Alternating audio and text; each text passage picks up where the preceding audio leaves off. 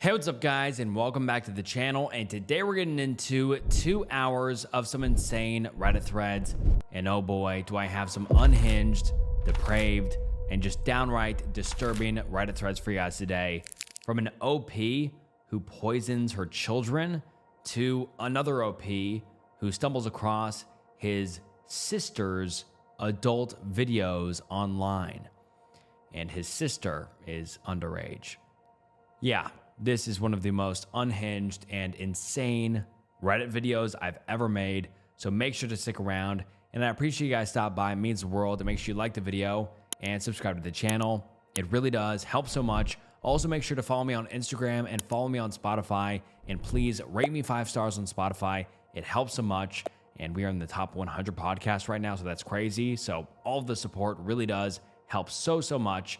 And yeah, I'm excited to get into these. Well, kind of excited. These are genuinely some of the most insane and depraved Reddit threads I have ever gotten into today. So get ready because they're just crazy. And make sure you grab a drink and grab a snack and get cozy.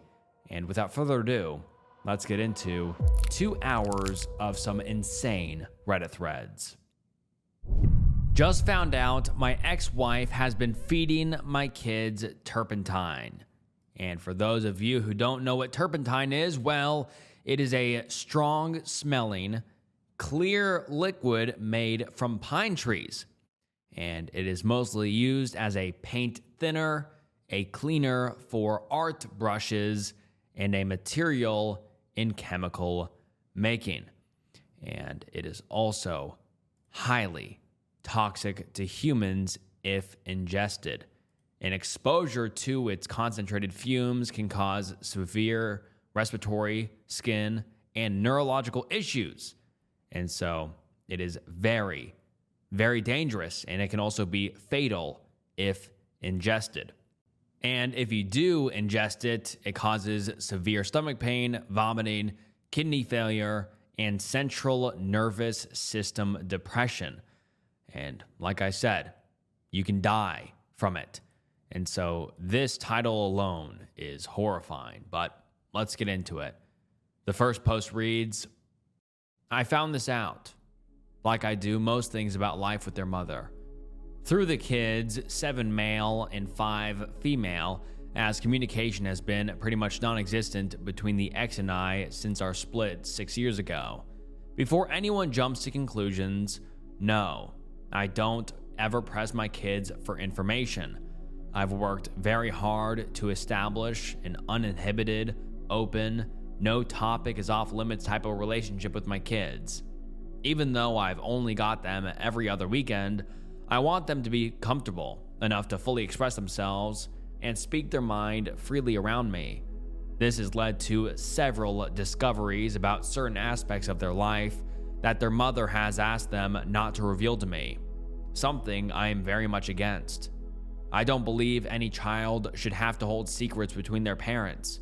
It isn't their responsibility and is something I would never ask of them. That being said, they've come out with nuggets of wisdom such as we shouldn't be drinking tap water because the government puts chemicals in there that makes us docile and obedient. Santa isn't real, but Jesus is, and the Bible is 100% fact. Controversial topic, I understand.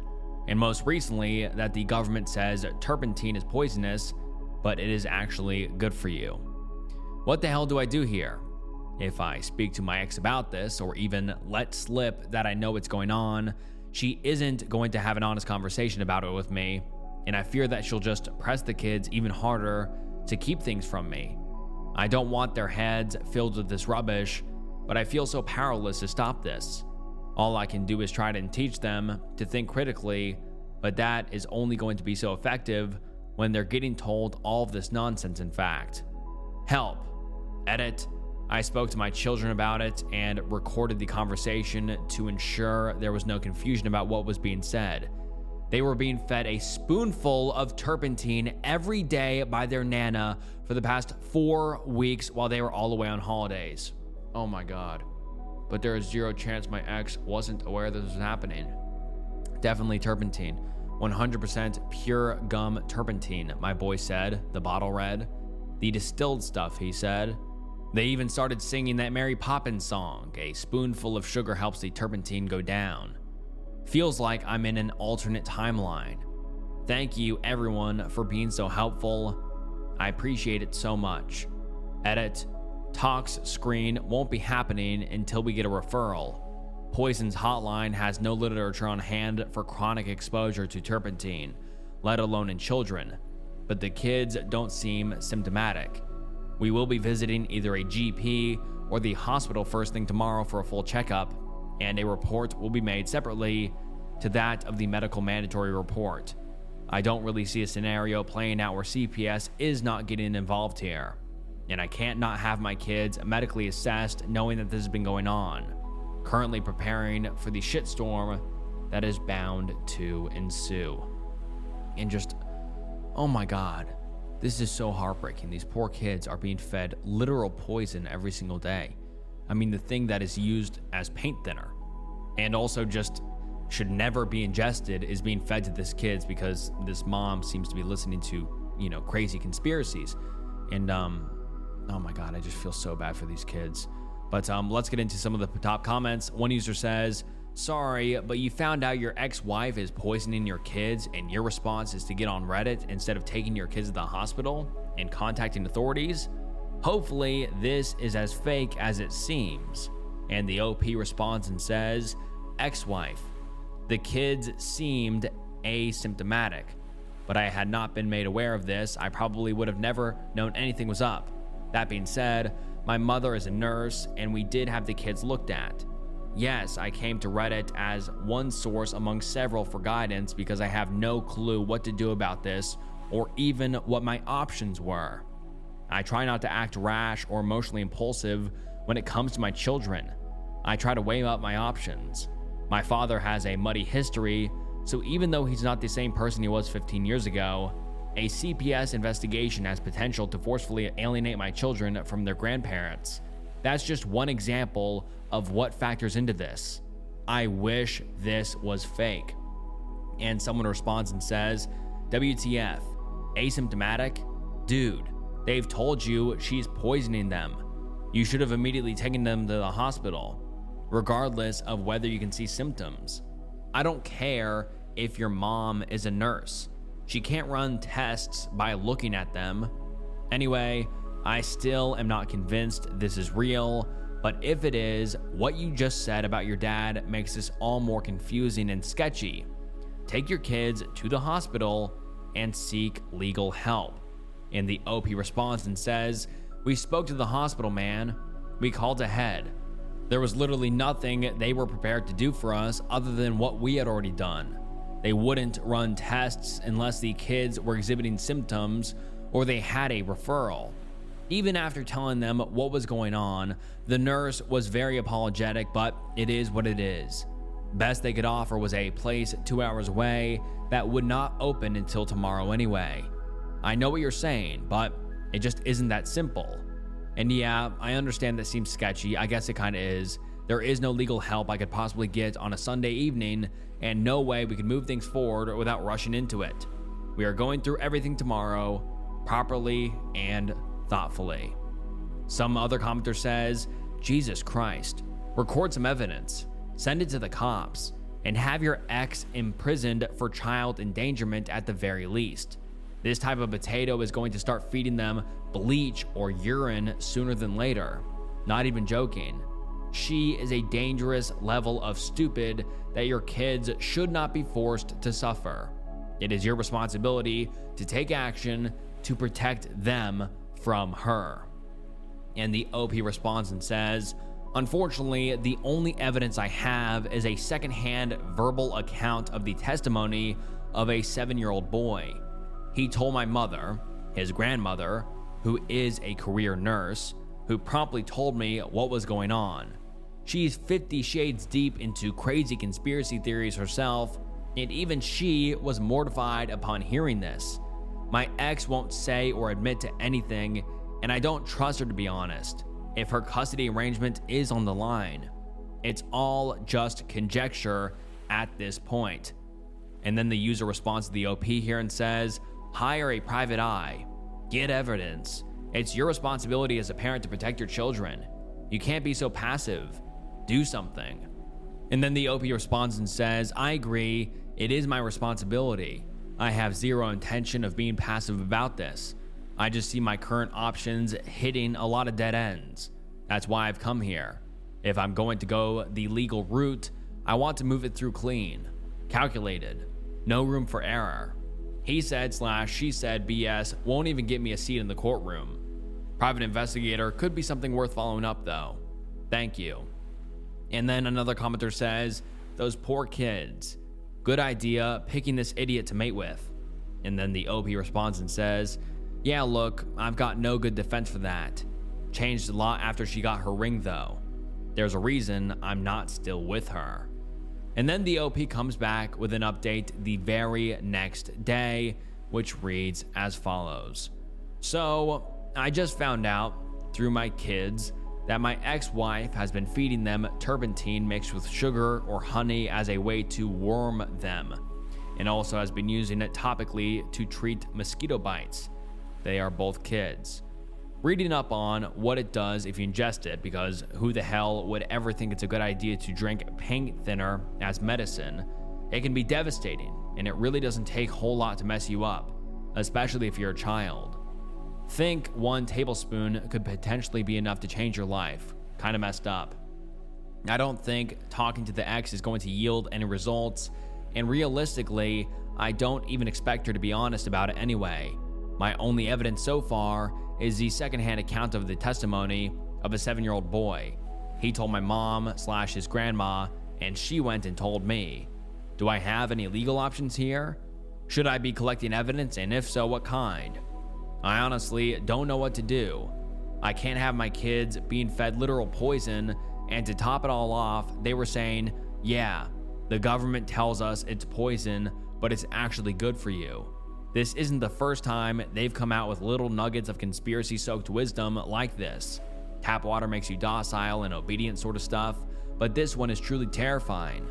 They were meant to go back to their mother today, but I've got them in my care until next weekend due to an undisclosed emergency that my ex sprung on me about an hour ago.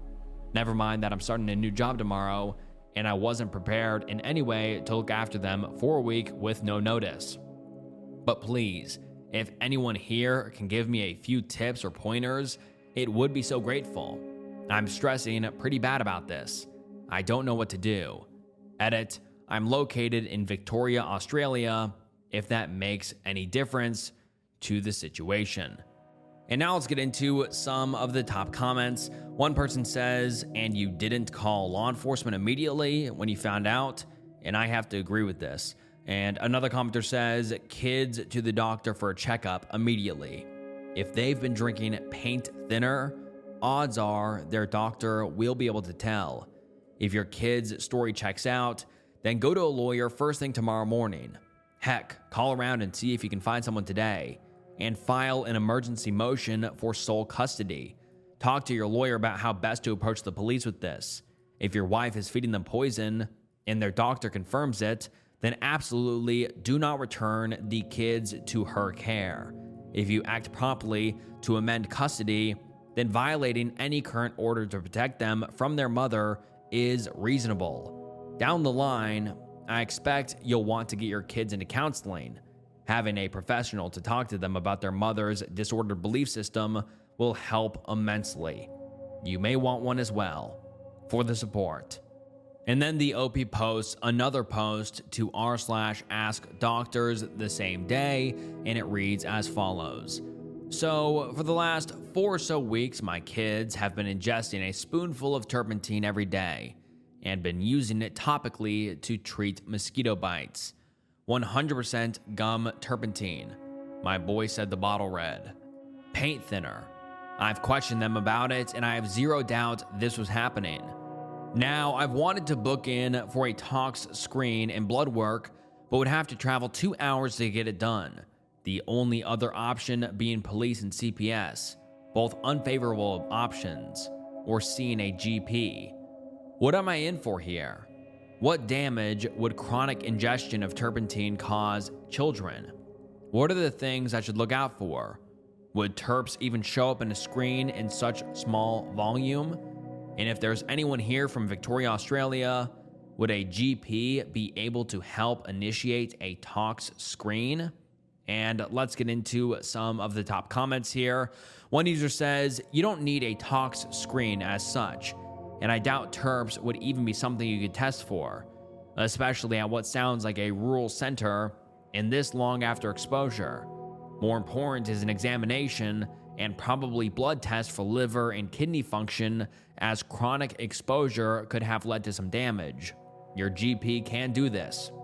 To be honest, I imagine any of the options is going to lead to CPS being made aware, as it's a child safety issue, not implying anyone is at fault. Let's generously imagine your ex-partner misunderstood how to use turpentine for bites. Just there could be some education, etc., which keeps the kids safe in the future. And another user says, I'm really sorry that this is happening. I don't know much about the toxic effects of turpentine, and I'm not in Australia, but I am a forensic psychiatrist, and CPS does need to be involved, and your ex has to get a psych eval. Even if you are in a rural area, I know that both the law and the system in Australia are similar to the US, in that an abusive parent will be evaluated and treated. I have actually presented on psychopathic mothers at a conference sponsored by an Australian university, so we spoke a lot about the details of the system. And then the OP comes back the next day with another update, with an update on the situation. And let's get into it. It says, my kids have been medically assessed. They've had blood work done, testing for liver and kidney function, as well as any other abnormalities, and have undergone some minor testing. Thankfully, everything has come back clear, and they seem to be happy and in good health, apart from my daughter being a little upset about being jabbed with needles. There were, however, some very concerning statements made by my kids to the doctors who screened them, both with and without any family present. Everything said has been transcribed and documented in their discharge papers. CPS has since been informed of the situation. The situation has been reported to the police, and a medical release statement has been filed with them. They told me they would remain in contact with CPS and wait for their lead. The kids are legally staying within the care of myself and my family until further notice from Child Services. At this point in time, I've had no contact with my ex since all of this came out. I have a tip on a great family law legal representative whom I will contact in the very near future to discuss my steps moving forward, and about making a claim for primary custodial care. My family fully supports this decision, and we are all still incredibly shocked about this whole scenario. I am on the verge of having an absolute meltdown, but things actually seem okay right now. My kids are safe. I couldn't be more grateful for how supportive my family and friends have been over the last couple of days. Thank you to everyone who gave me their advice and support. I appreciate every single one of you. Please do not feed your children turpentine. And then the OP comes back a few months later with an update, and let's get into it. It reads, just an update on things since everything went down, and maybe provide a little clarity on a few key details. Not that it's necessary to me that you believe my story, Reddit being what it is and all, but bear with me as I haven't really spoken about the topic with anyone outside of my partner in a very, very long time. There will be a few additional details that won't be mentioned for discretionary reasons and active actions currently in place. Not very brief. Sorry. I'll start by stating that the kids have been in my full care since that first post and are very happy and healthy. The mother has placed the entirety of blame on the grandmother and remains steadfast in that stance to this very day. The month prior to my post, they spent camping as a family, the kids and their mom's immediate family. They spent that entire time in her care, and there is no way she wasn't privy to what was happening every goddamn day. The kids had a song to sing about it, all substantiated in statements taken from them. So, as a few have speculated, yes, this happened in regional Victoria, a couple hours from Melbourne. The hospital here could have taken the kids in for screening through ER, but they didn't have the facilities to actually test the blood work on site. The turnaround for a result, I was told, would have been a few days, possibly longer, as it had to get sent off. Alternatively, I could just wait until the following day to make the trip to the nearest facility that was capable of producing same-day results. We took that option. The kids were triaged the following day through ER, tested for organ functionality, blood work came back clean. They were privately spoken to and assessed by on-site well-being officers, or whatever their title, and CPS was contacted through the hospital and a case opened. Note, yes, we do call them child protection here, even though they operate under the DFFH banner, but so does every community housing and disability support, in tangent with NDIS. So do with that information as you will. It's a broad department. We left with the medical reports, which included statements given by the children, and oh my God, were they being fed some wild facts about the world. That night, I made an informal statement at the local police station stating what the situation was and the actions taken, just so they had it on record. For those tracking the chronology of all of this, we are roughly 30 hours into the timeline from me first finding out. CPS conducted several interviews over the next month with all parties involved, as well as a house call to my residence. Not sure how extensively they interviewed the mom. They concluded the children unfit to be in the mother's care, but were comfortable in closing their case should they remain with me full time. Surprisingly, there was no legal order put into place. Apparently, they are happy to move on from a situation once comfortable with the results.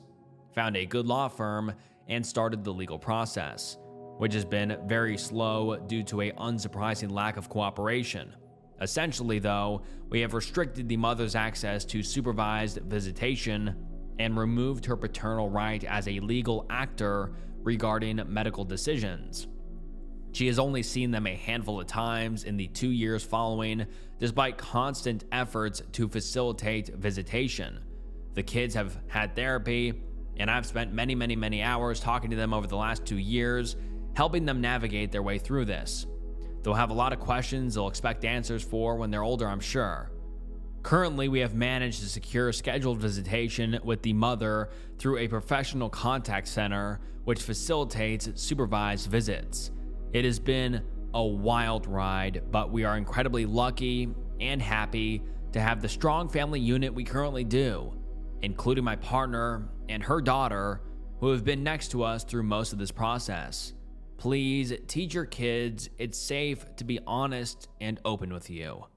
And this is the last time we have ever heard from the OP, but man, what a scary situation, and it could have ended up a lot worse. I mean, these kids could have possibly, gotten severely sick or had some sort of organ failure if this continued to go on and they didn't tell the OP about it. So this is best case scenario, I think.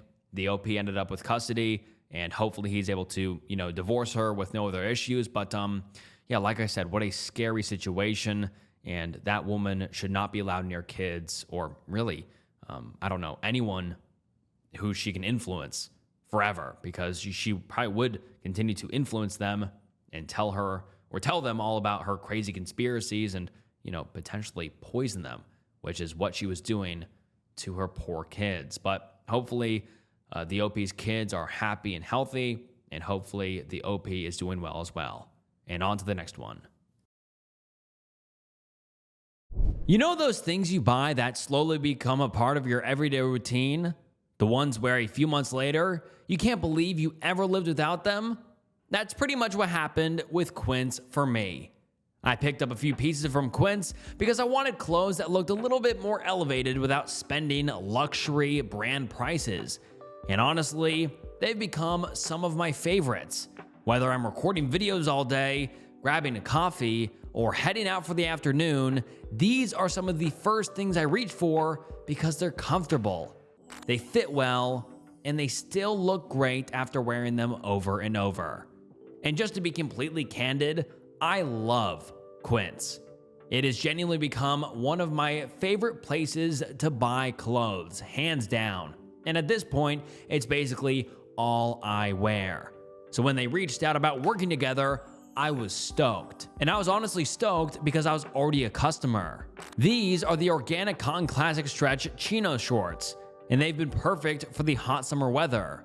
They're lightweight, incredibly comfortable, and they still look put together even on really hot days. To go with them, I've been wearing the 100% organic cotton mesh stitch sweater polo.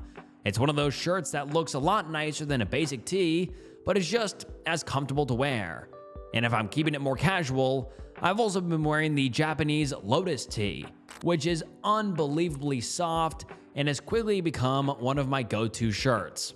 Another one of my favorites is the Organic Cotton Stretch Chino pants. They fit great, they're comfortable enough to wear all day, and they honestly feel much more premium than I expected for the price. Everything I've ordered has felt incredibly high quality, and even the ordering process could not have been easier. One thing I really appreciate is how Quince does business. They work directly with ethical factories and cut out the middleman entirely, so you are paying for the quality of the product instead of huge retail markups, which is honestly my favorite. They have everything from elevated clothing your whole family will love wearing, to cookware that makes everyday meals feel a little more special, and bedding that genuinely changes how you sleep. What surprised me most was just how premium everything feels. Their products are typically priced 50 to 80% less than similar brands.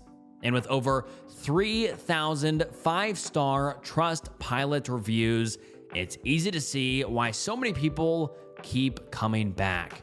Just keep in mind that Quince favorites do sell out, so if you've been thinking about refreshing your wardrobe, upgrading your home, or elevating your kitchen, now is a great time to check them out. Upgrade your everyday. Head to quince.com/snook for free shipping on your order and 365-day returns. Now available in Canada too. That's QUINCE.com/snook for free shipping and 365-day returns. Thank you so much, Quince, for sponsoring today's video, and let's get back into it. I, 21 female, found a spy camera in my room after my stepdad, 36 male, put a surveillance camera in my window.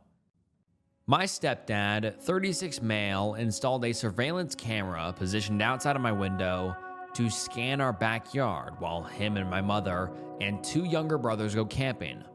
I couldn't go on the trip since I had work, so I was staying home to house sit and feed our animals. My stepdad recently put up new cameras outside, so I didn't see anything wrong with him positioning one outside my window. Come to find out the very next day, I had my boyfriend stay over, and he found that the surveillance camera that was ran from outside my window and into my room was being powered by one of those spy camera power blocks. For context, my relationship with my stepdad hasn't always been the best, and we tend to butt heads a lot. He said a lot of questionable things in the past that I have written off because he's my dad, and I would never think he intended to be inappropriate or harmful. He's been in my life since I was 8 years old. Of course, I'm second guessing everything now that I found this camera. It was positioned to point directly at my bedroom door from the far wall, so it has a direct view of my entire room, which I change in. I tried desperately to rationalize it and think it was maybe a mistake, like he grabbed the wrong charger box, or maybe he was just trying to look for intruders. But really, there is no excuse for putting a camera in my bedroom. The camera even has an SD card in it. I am beyond devastated. My stepdad even suggested I invite my boyfriend over while they're gone so I have someone here, which is something he would never do, considering he's made it clear before he doesn't want him over when no one is home because he doesn't want us, quote, having intimacy in his home. My boyfriend and I are going to go through the SD card to see if there's anything on it. I'm at a complete loss at how to even bring this up to my mom. This is obviously going to change everything. She had my 5-year-old half-brother with him. My mind is racing with the consequences this is going to have on our family. Has anyone that has been in a similar situation have advice? How can I do this without causing extreme damage to my family? Although that may be impossible. Thank you in advance. And then the OP makes a quick edit/update on their original post, which reads, I don't want to make a whole new thread since I want to make a new update when my parents get back Monday, but I want to thank everyone for all the advice. I went to the police station tonight and filed a police report and turned in the spy camera with the SD card. The officer said this is a serious offense and will likely get a call early next week from an investigator due to the severity of the situation. I'm planning on telling my mother about the police report after we have a conversation about this on Monday, with my aunt and uncle present. As for people messaging me about my profile, thank you for reminding me to delete personal information. Please, please, please do not dox or try to seek any sort of justice for me, as this may affect the case. Respect my privacy during this time, please, as it may be crucial during this investigation. This was the hardest thing I ever had to do. But whatever this was, it's ending with me. I hope I can get justice for myself and any other victims who may have been violated by him, since this will be heavily investigated and the officer said it will likely be looked into further, such as search warrants and looking for more SD cards. I'm hanging on by a thread, but the support I have is what's keeping me together. I'm staying with my boyfriend tonight to keep out of the house. Thanks again for all the love and supportive messages. I'll update again soon. And then the OP does update the next morning and says, it's the next morning, and once my boyfriend wakes up, we're going back to my house today to look for any more secret cameras, either in the bathroom or my brother's rooms, so I can submit it for more evidence. I'm iffy about searching my parents' room for more evidence, as it's likely he has a hidden camera in there to see me do it. Still on the fence about having a police officer search the house. If I do, I'll be sure to update after I'm finished and in a safe place. My aunt has offered to come with me to help me search. Again, thank you everyone for the support. I'm trying my best I can do this the right way and get as much done with the time I have left. I am mentally and emotionally drained, but I'll be seeking resources once all of this is said and done. I'm reading everyone's comments, so I'm taking all the advice I can get. And then the OP makes another update number 3 on this post, which reads, I probably won't be able to update for a few more days since today is the day that I talked to my mom. But I just wanted to share the plan I made and hopes for what happens today. After talking with my aunt, uncle, boyfriend, and my cousin who is a civil lawyer, I have decided that I will speak to my mom in a separate location from my stepdad. Most likely, I'll have her meet me somewhere outside of our home. I'll have my aunt with me, and this is where I will explain everything to her. The camera, past uncomfortable experiences I've had with my stepdad that I originally brushed off because he was my dad, video footage of him deliberately setting it up and angling it, and footage of me in my room. I'm praying she understands why I had to go to my aunt instead of her considering she was not in town and I was worried for her safety if I told her what happened. She was stuck with him and my brother's about 4 hours away for the weekend. I'm hoping with my aunt there and her being away from my stepdad that it will prevent her from reacting out of anger and search for him and escalate the situation then and there. And I hope my aunt can provide some support for myself and her. I'm prepared for her to go through the same processes I went through, such as reasoning and denial. But with the evidence, there's no possible way she can deny it.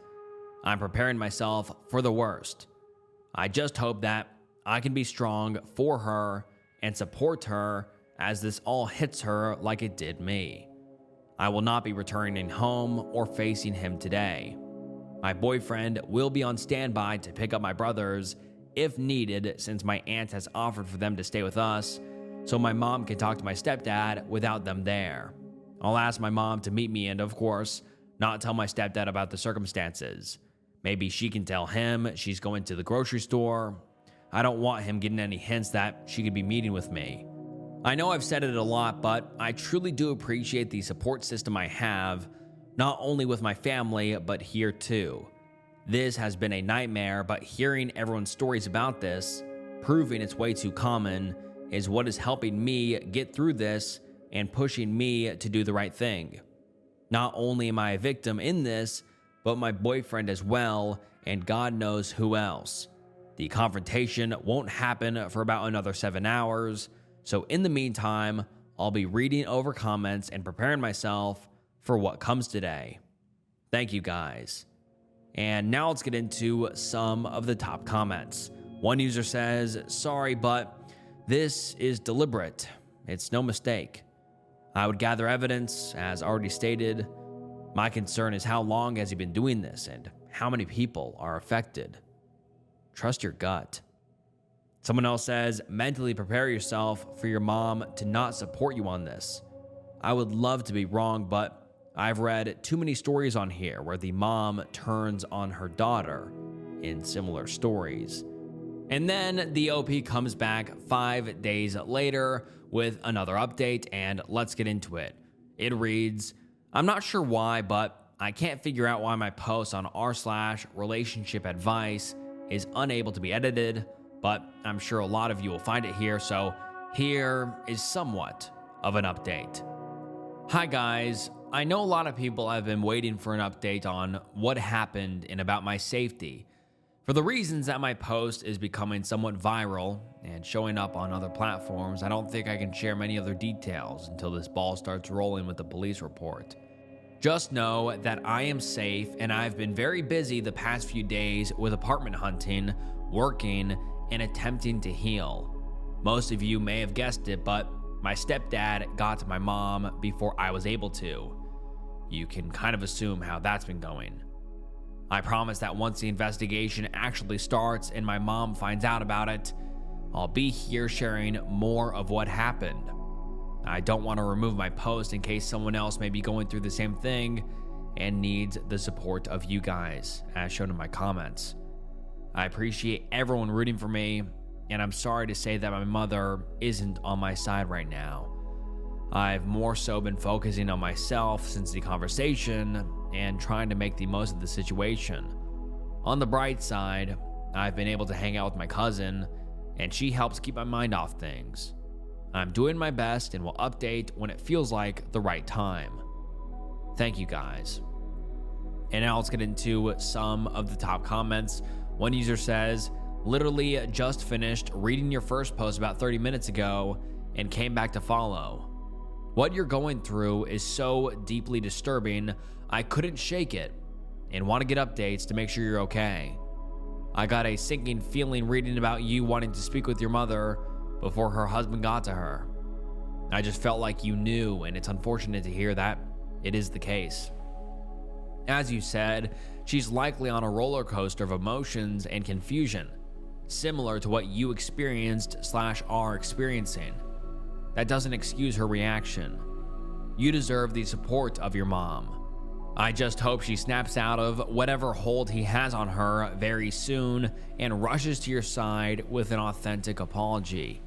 Your boyfriend and other family members sound like awesome, supportive people, so thank goodness for them.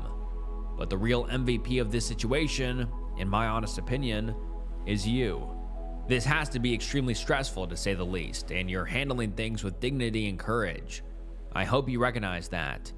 And the OP responds and says, "Thank you so much. I think I'm holding out hope she will come around too. I went through similar emotions she's probably feeling, so I'm giving her some time to process it. I'm sure it's harder for her with him being the only one around her to physically tell his side.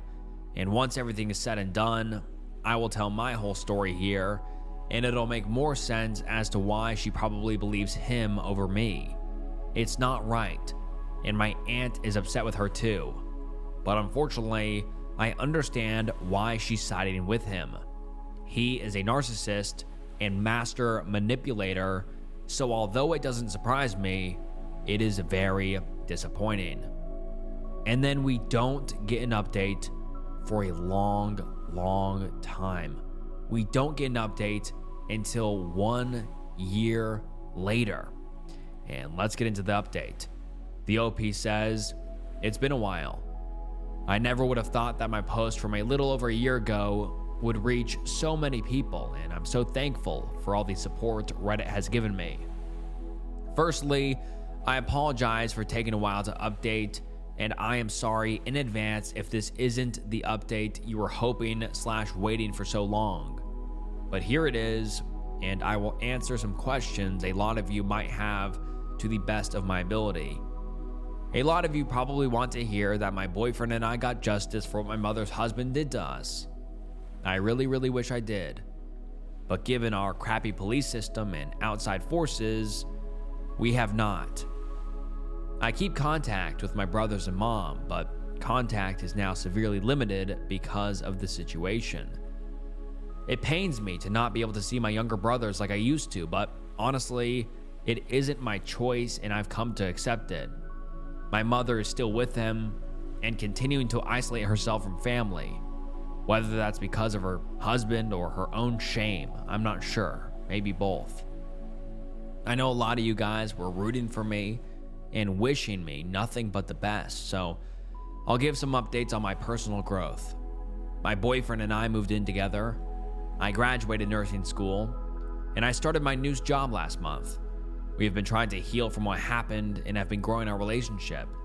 We are planning a trip together soon. I'm still surrounded by some amazing friends and family, aunt and uncle, who have been our rocks through this and helped us cope with everything.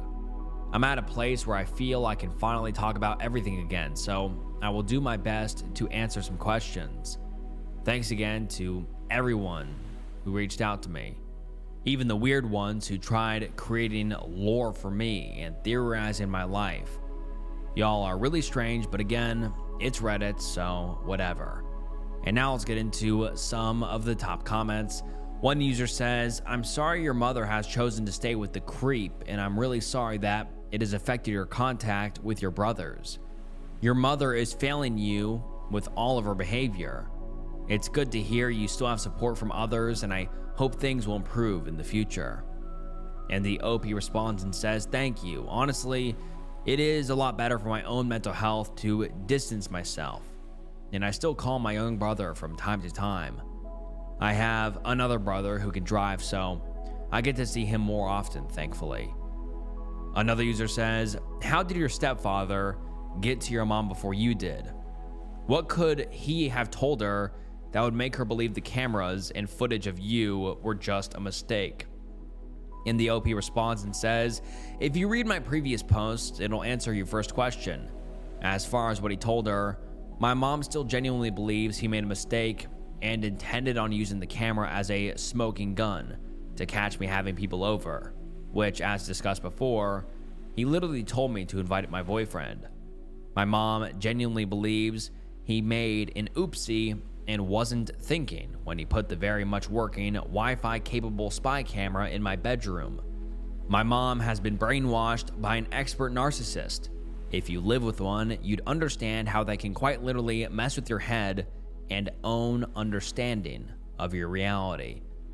And someone else says, "I remember reading your posts before, but never commented on them. I just want to say I'm so sorry she chose to stay with him. Nobody deserves that, and I really hope that you're able to connect with your brothers soon. Being there for them is always good, but even when they get a little older, they will know they can count on you. I really wish there was more justice for you. I hope everything works out in the future. Also, congrats on graduating. That's exciting."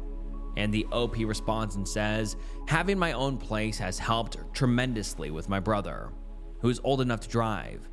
He knows he always has a safe place and has stayed before. Helps when things are rough for him at home. He's the oldest one home now, so I know it's a lot for him to handle. And then we get an update a few months later, which reads as follows. My stepdad put a secret camera in my room, and I was to blame for being secretive and having my boyfriend over. When my stepdad lied and told my mom he strictly said he couldn't be over, which he literally gave me permission to have him over as they were going out of town and I would be home alone.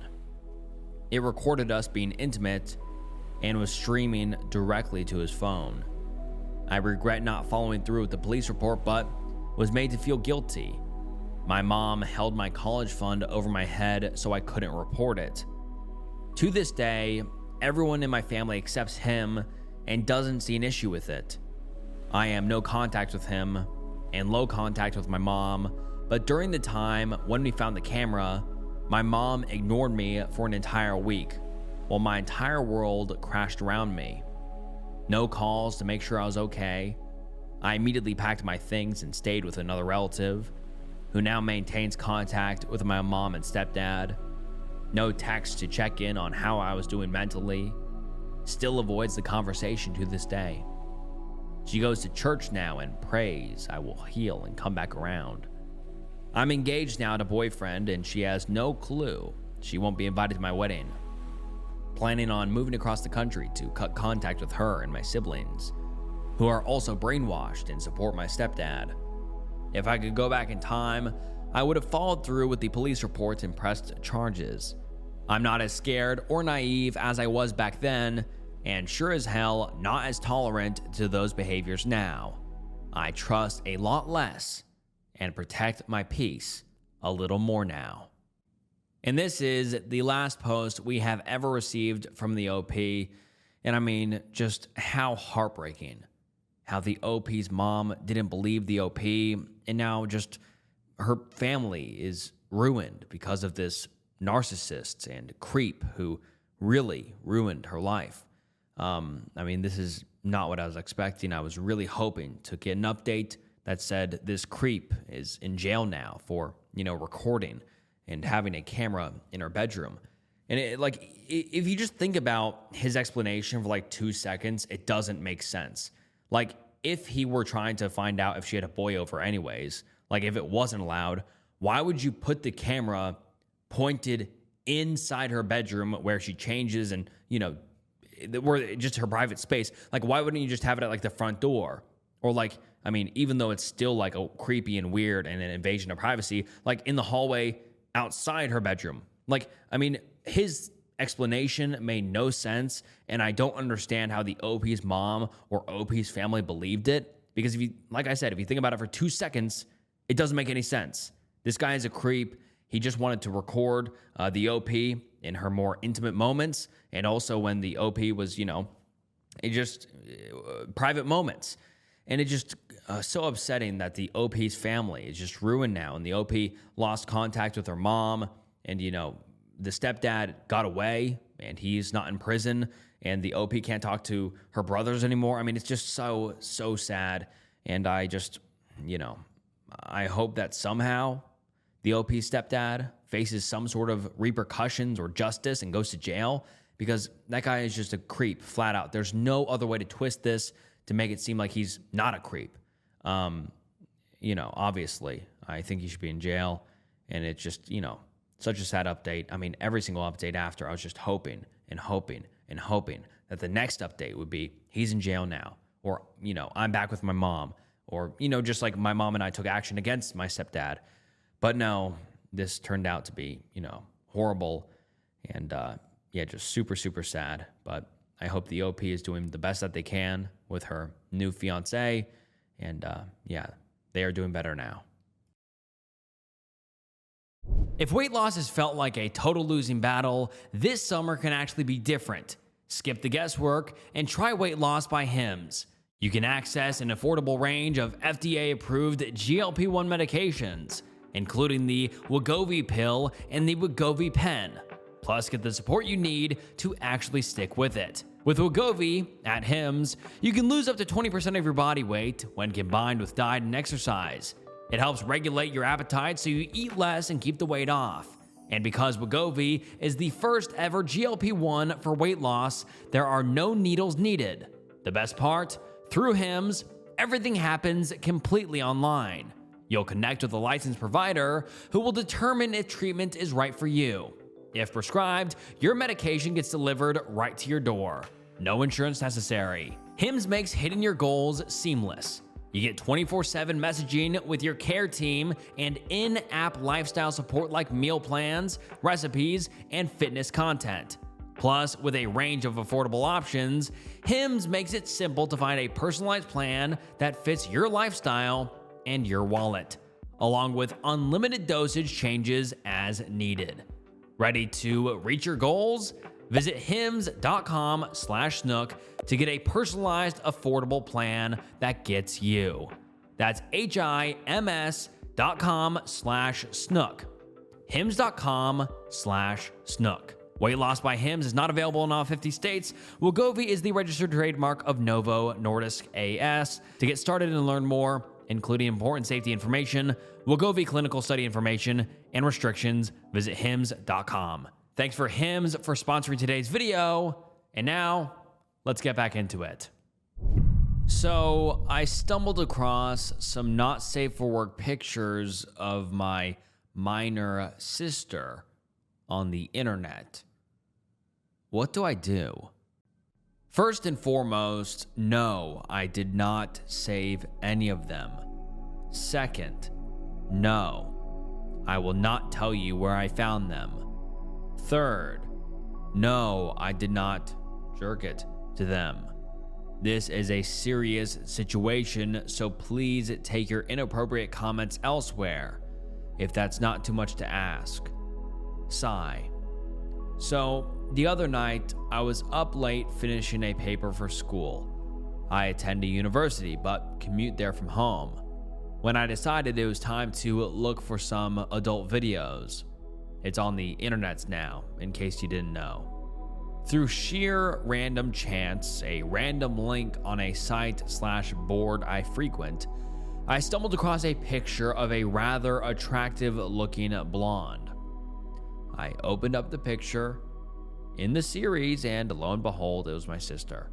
Without giving too much away, the picture was of her, unclothed, on her bed, and obviously a picture taken by herself. Obviously, I was freaked for a number of reasons.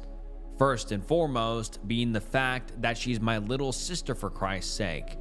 Second, she's only 16, meaning the picture is illegal. I immediately deleted it, emptied my browser's cache, and ran an eraser program just in case. I then disabled the displaying of images and went back to the thread I'd found it on. Why would I do this, you might ask? Because my sister is sort of effed up and I was concerned. By effed up, I mean that she was diagnosed with ADHD at the age of 10 or so, and then PTSD after she was R-worded by an extended family member when she was 13. That's a long story. Suffice to say, the case never went to court, and the a-hole cousin who did it is in jail on a plea arrangement. Later, and most recently, she was diagnosed with bipolar disorder, which is what I think she's had all along. And things got a lot better for her once she started on her new meds. She stopped getting into so much trouble at school, her grades picked up, and she wasn't fighting with her parents so much anymore either. As recently as a month ago, my dad remarked to me in private that he was so proud of how well Julie, not her real name, has been doing. Then I stumbled across this thread, and now I'm extremely worried. What the hell was she thinking? I already knew she spent a lot of time online, but I had no idea she was spending it by pandering to anonymous internet pervs on a image/message board. I did some more investigating, and a search for her alias revealed that she's been posting on 2 such boards for at least the last 6 months. There are some huge gaps in her posting frequency, but typically she's posted about once a week on average. Sometimes she posts several times a day. From the little red X's I saw during this investigation, she's been including images of herself at least 10% of the time. I don't know why she's doing this. For attention? Hell, she gets plenty of attention at home. Our mother does whatever she wants, and our father worships the ground she walks on too. Plus, whenever she gets upset, she always comes to me for advice/help. I'm sort of the stereotypical stalwart big brother, there to take care of her, etc. We've always been close, even during her craziest phases, and my most reclusive ones. Now, I don't know what to do. For the last few nights, I've debated asking some of my friends about it, but I've been afraid they might try finding said images for themselves. I have a good friends, but I know how guys are, seeing as I am one. I also know that at least a few of them have had the hots for her for a while now. Besides, admitting to them that I've seen my sister like that might creep them out. Or I could talk to my parents, but then I'm afraid they'll do what they did last time Julie freaked out. Put her in a mental hospital. I certainly don't want to be the cause of that. Another option would be to talk to her about it, but God, then I'd have to admit I'd seen one of her explicit photos. What would she think of me then? I know half of Reddit will never believe what I said above about me only looking briefly and then deleting entirely. What are the odds she would believe me? What if it pissed her off? What if she accused me of being a perv? Or what if she just became uncomfortable around me for the rest of our lives? Hell, I've sort of been uncomfortable around her since that picture heard around the world. Damn. I don't know what to do. I think it is very, very unhealthy for her to pander to these internet pervs. In one of the most recent messages she posted, she said she would start doing videos soon. The worst thing is, these guys, her supposed fans, treat her like crap.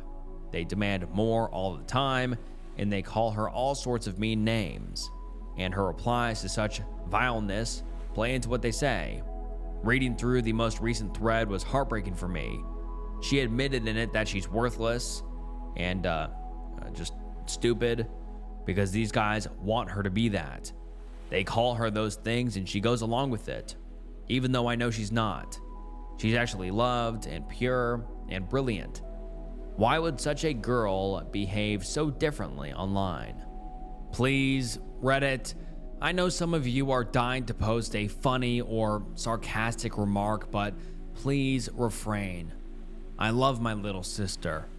If you have any thoughts on how I can best handle this situation, please share. Otherwise, go on over to r/funny. Thanks. Yes, this is a throwaway. Friends and family know my regular Reddit account, and I wanted this to be as anonymous as possible. And now let's get into some of the top comments. One user suggests reaching out to the website directly, and the OP responds and says, I should have mentioned this already, but I already did contact them. It was the first thing I did. They never replied to my emails, and the pictures are still up on both sites. I guess I could go the distance and contact the authorities, but for all I know, these sites are run in foreign countries. I'm in the USA. Besides, would it really help that much? If her pictures are yanked from one site or the other, you just know they'll end up on a third. I'm more concerned with the why of Julie wanting to post them in the first place than I am of the why of sites wanting to host them. Because that last question is easy. My sister is hot. It feels sort of creepy to say that, but it's true. Ugh. And he's right, that was really weird. Like that was really weird to say. Because that last question is, my sister is hot. It feels sort of creepy to say that, but it's true. That is weird as hell. What the hell? That was completely out of left field, I feel like. Like that was like, what the? Okay, anyways, let's move on to another comment.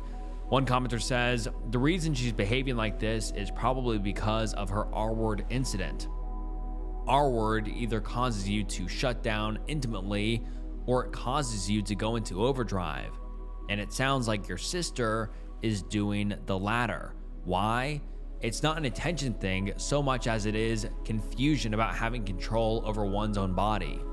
Doing this allows her to expose herself in an unhealthy way. Yes, but all at the same time by her own volition. This is an empowering sense for a woman who has been R-worded. That doesn't mean that's okay or justified, that's just what's happening. I have actually survived R-word, and I didn't go down this path. But I did go down a pretty promiscuous one, which I have now overcome. My older brother heard the stories and talked to me about it, plain and simple, knowing that my brother cared about me and that I was worth something more than my, promiscuous deeds. Probably saved me from a lot of hurt. Point being, you talking to her about it is awkward, yes, and she may deflect. But starting out a conversation with her is important because you are in a position to save her from a lot of pain.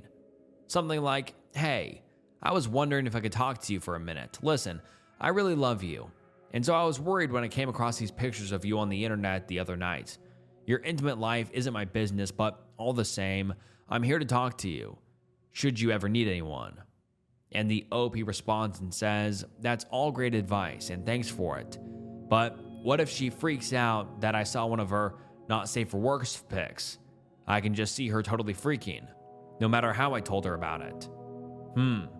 Maybe I could just lie and tell her that a random friend of mine told me about them. There's always the chance she will lie and tell me he's wrong, but that might be a good workaround. Thoughts? And just by the way, most commenters in the comments here told the OP he should absolutely not lie to his sister about who found it.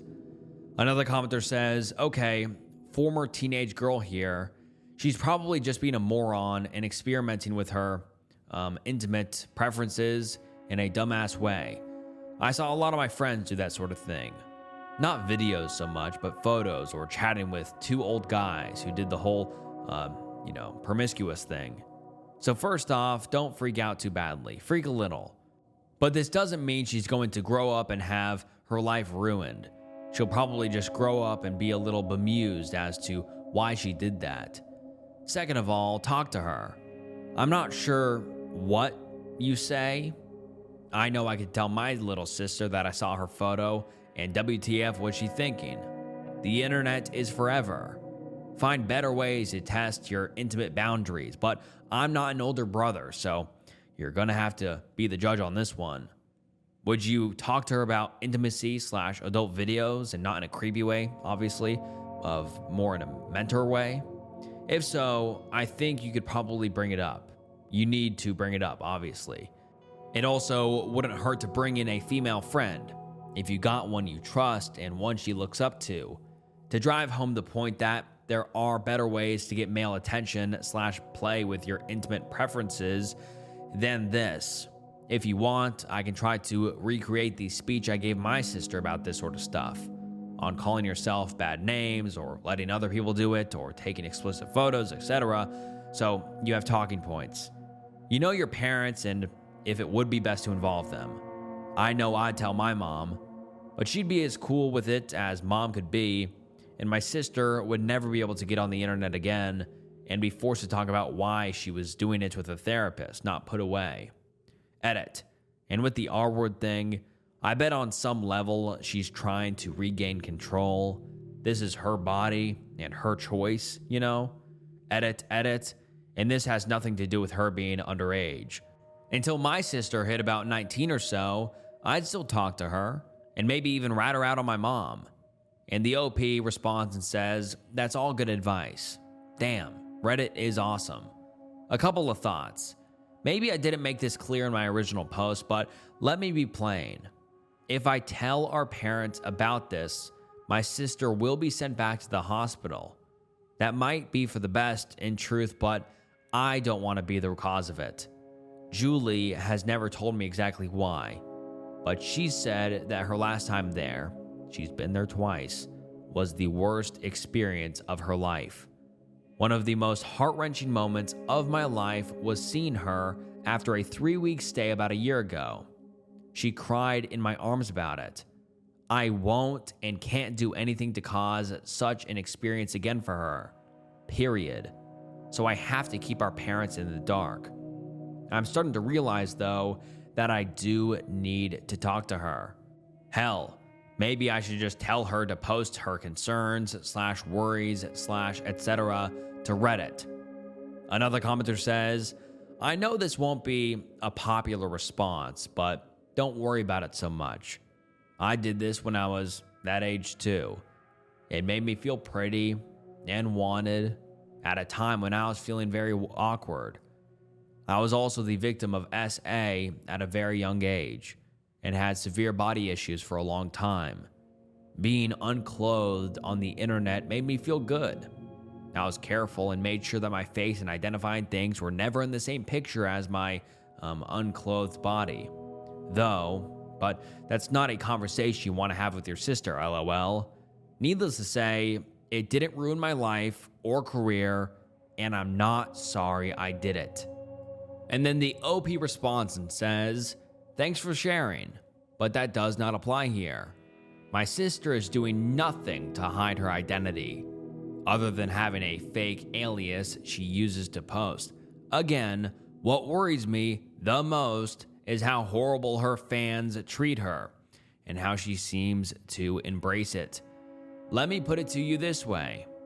If I'd come across a picture of her without any context, just a random picture of my sister, I'd have felt embarrassed, would have erased the file, have forgotten about it. This isn't the case here, though.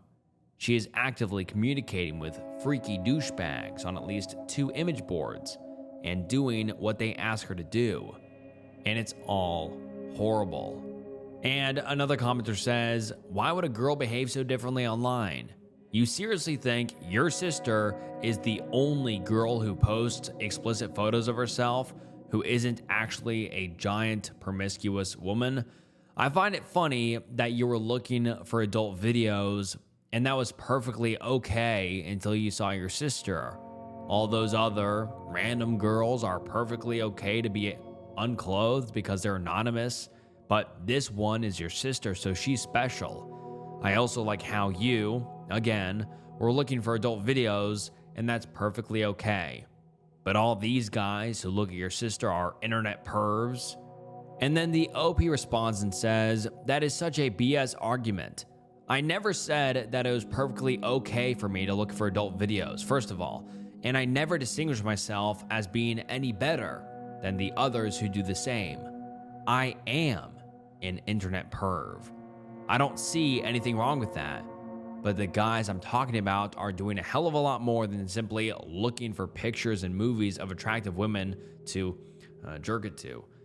The guys I'm talking about have actively encouraged her to do all sorts of degrading things. And how do they reward her? By calling her all sorts of filthy names and demanding more. I have never done that, and never would.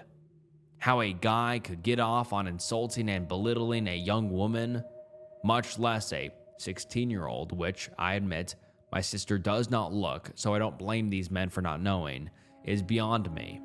It's disgusting, it's wrong, and guess what, gentlemen? There is a line between casual perving and actively being disgusting. And then the OP comes back 8 days later with an update, and let's get into it. It's titled, So My kid's sister was put in a mental hospital by her parents, and it's my fault. Advice? Thoughts? And the post reads as follows. I feel really bad about this, and I figured I'd tell Reddit my tale in the hopes of receiving more advice and or being cheered up. I ended up confronting my sister 2 days after making the original post about her here on Reddit. I used a lot of the good advice I received from that post and brought up finding the pictures in an open/caring way, warning her that she could get in huge trouble for illegal content involving minors, telling her that I was there for her and I loved her and she could always talk to me about anything. She responded coldly but didn't freak out. She just wanted to know if I was going to tell our parents. I said I wouldn't if she promised to stop posting. She agreed. It was a very tense conversation, but I tried my best to come across as understanding and caring. I never raised my voice. I never called her stupid or anything like that for what she was doing, etc. The next day, she confronted me, and boy, was she pissed. She told me I was a jerk and a perv, that I wasn't her father and could not control her, that no one could tell her what to do, etc. It was a typical manic/teenage blow-up. I've never seen her so angry at me before. She wouldn't let me get a word in edgewise, and she went on to say crazy stuff about how if I told on her, she'd get one of her online boyfriends to beat me up. I decided right away what I needed to do, and I almost posted about here on Reddit, but my guilty conscience kept me from doing so.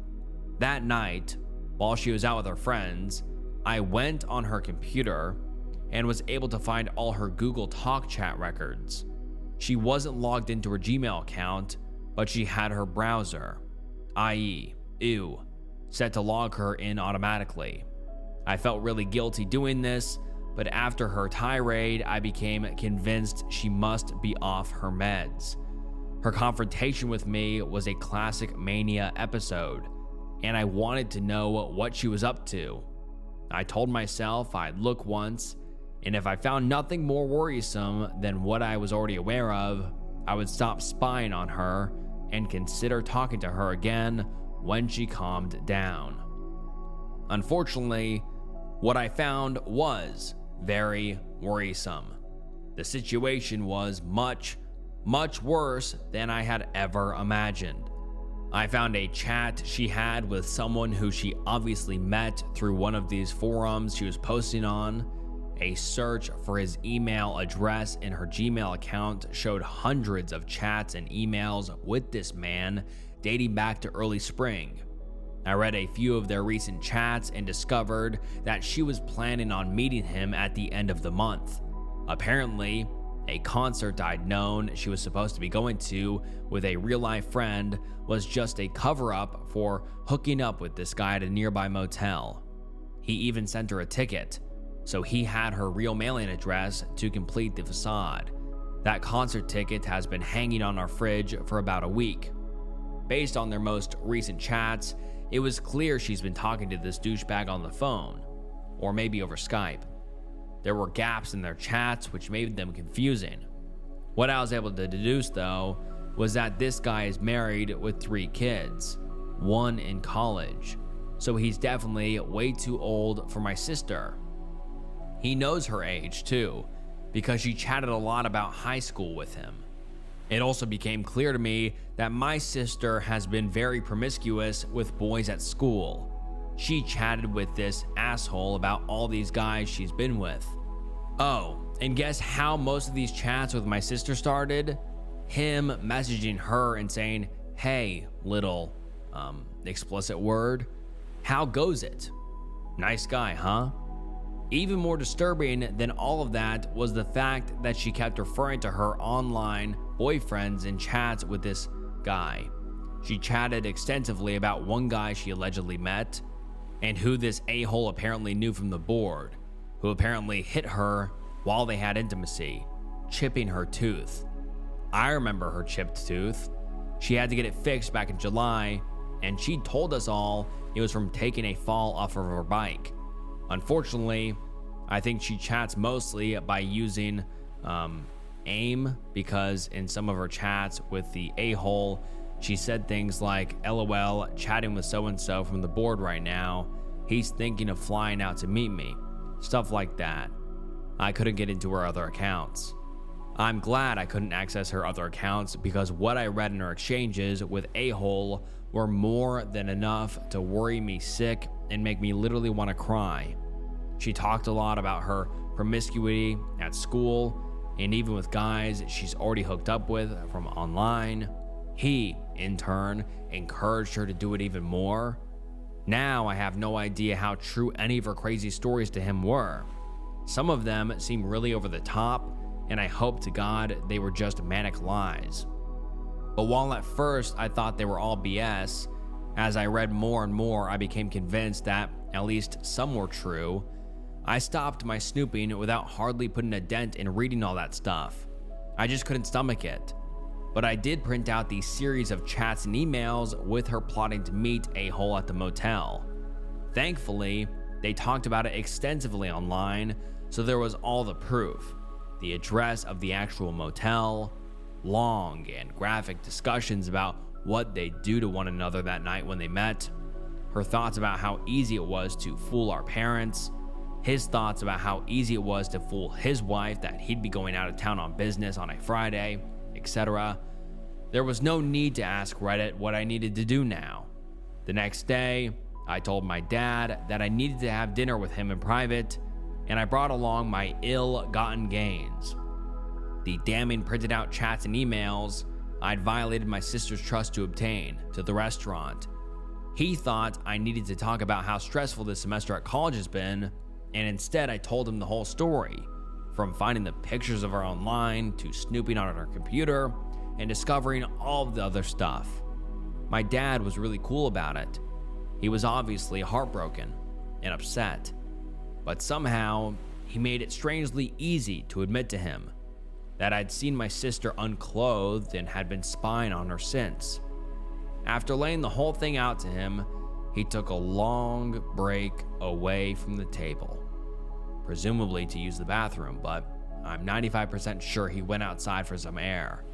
And when he returned, he told me through blurry eyes that he agreed with my assessment, that she was off her meds and clearly needed professional help. To keep her close to home, he grounded her the next day for skipping a class the previous week. He didn't want to tell her the real reason he was grounding her. Meanwhile, he brought my mom in on the other thing. I can only imagine what that conversation was like. He then contacted his lawyer. He wanted to bust the a-hole who was going to meet up with her. Unfortunately, the lawyer said she's technically old enough to consent to having intimacy in this state, and that there was no way to reveal a-hole has illegal pictures of her without also revealing to the cops that my sister had been committing a crime, posting illegal content of herself online.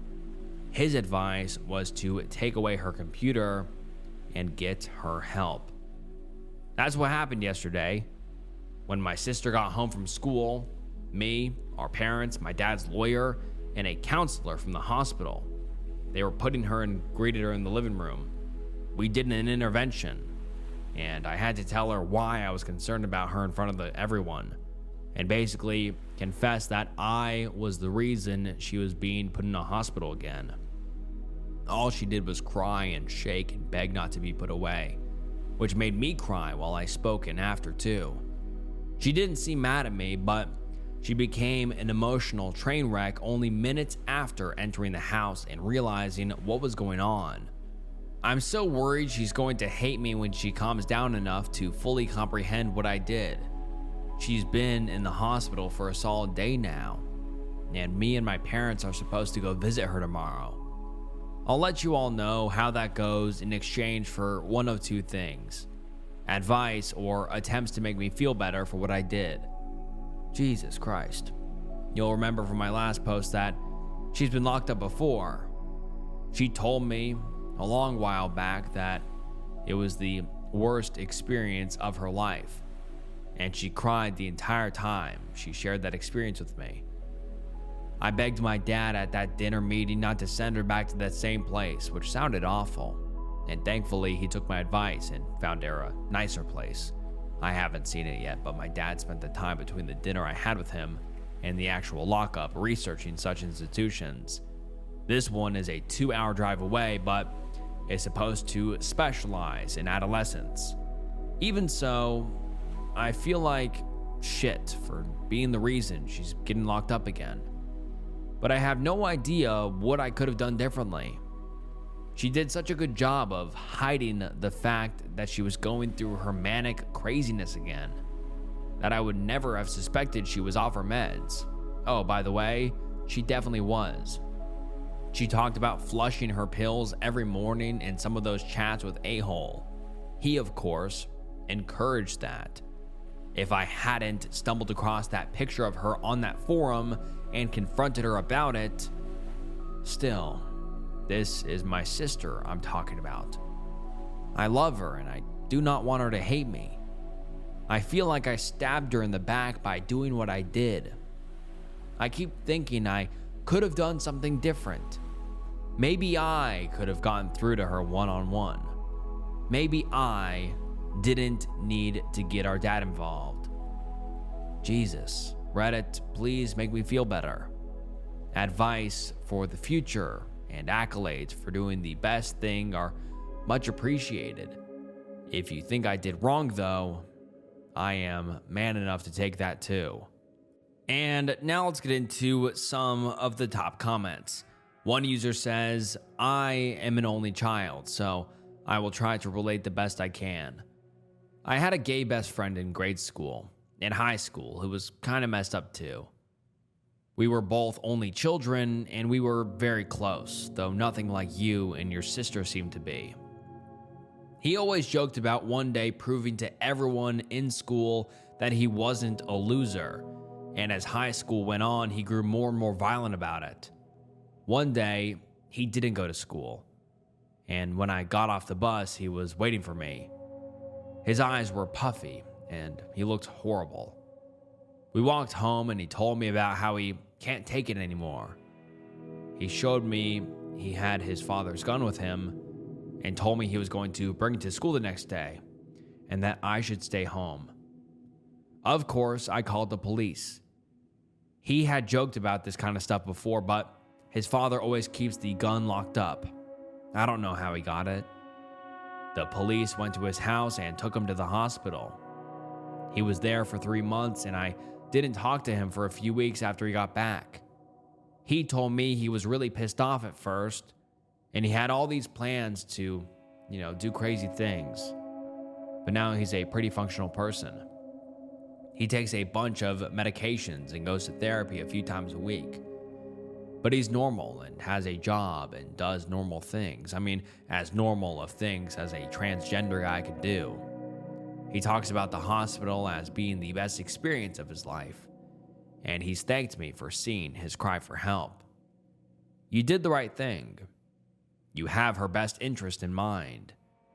Even if she's angry and unhappy right now, you've made it very clear that you care for her and you only want to help her, not hurt her.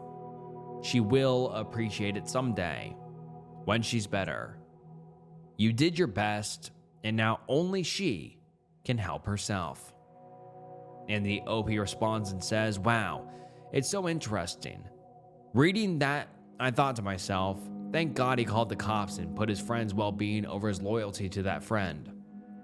When the shoe is on my foot, I can't help but feel guilty that I betrayed my sister. But reading about someone else's similar situation makes me realize that at the end of the day, doing the right thing, the best thing, just isn't always supposed to feel good. Thanks for the story. That really, really helped. I hope this comment gets more upvotes. Another commenter says, there is no way that you can just say it was your fault. You're a good brother to her, and always will be, and you did the right thing. I hope this ends well, and it was one of the best possible outcomes that could have happened towards a good ending. Edit. I just read it through again in more detail, and you're the best brother she could ever hope for, honestly. And the OP responded and said, do you have siblings? There's this sort of trust between siblings I've always felt. I'll watch your back if you watch mine. And that's why I feel so bad. I didn't watch her back. I freaked out, and basically, because of me, she's been committed to a hospital. I have no idea how I could have handled it better, but I still feel awful. I'm the big brother. I'm supposed to be smart enough to figure out how to help her without getting her locked up. I guess I'm just not as smart as I thought I was.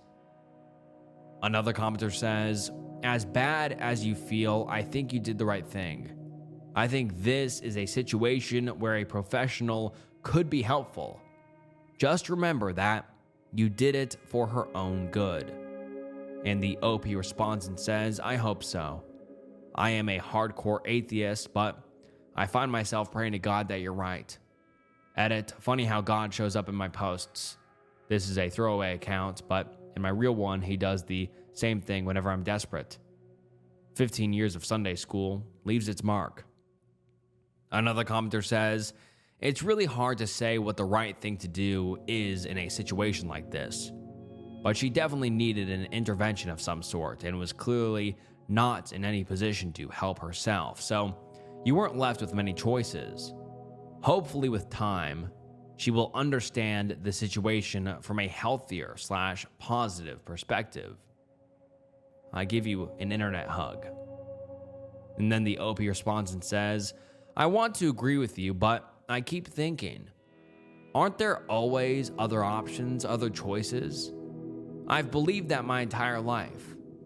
This was the first time I ever did anything I was horribly against because I was too dumb to find that last other option or choice. Another commenter says, you did well. The mental scene I can't help but picture is your dad kind of thinking, that's my boy, browsing adult videos in the back of his head at some point. And the OP responds and says, honestly, he was so cool during that conversation that admitting that part wasn't really all that awkward. In retrospect, yeah, that should have been hugely embarrassing though.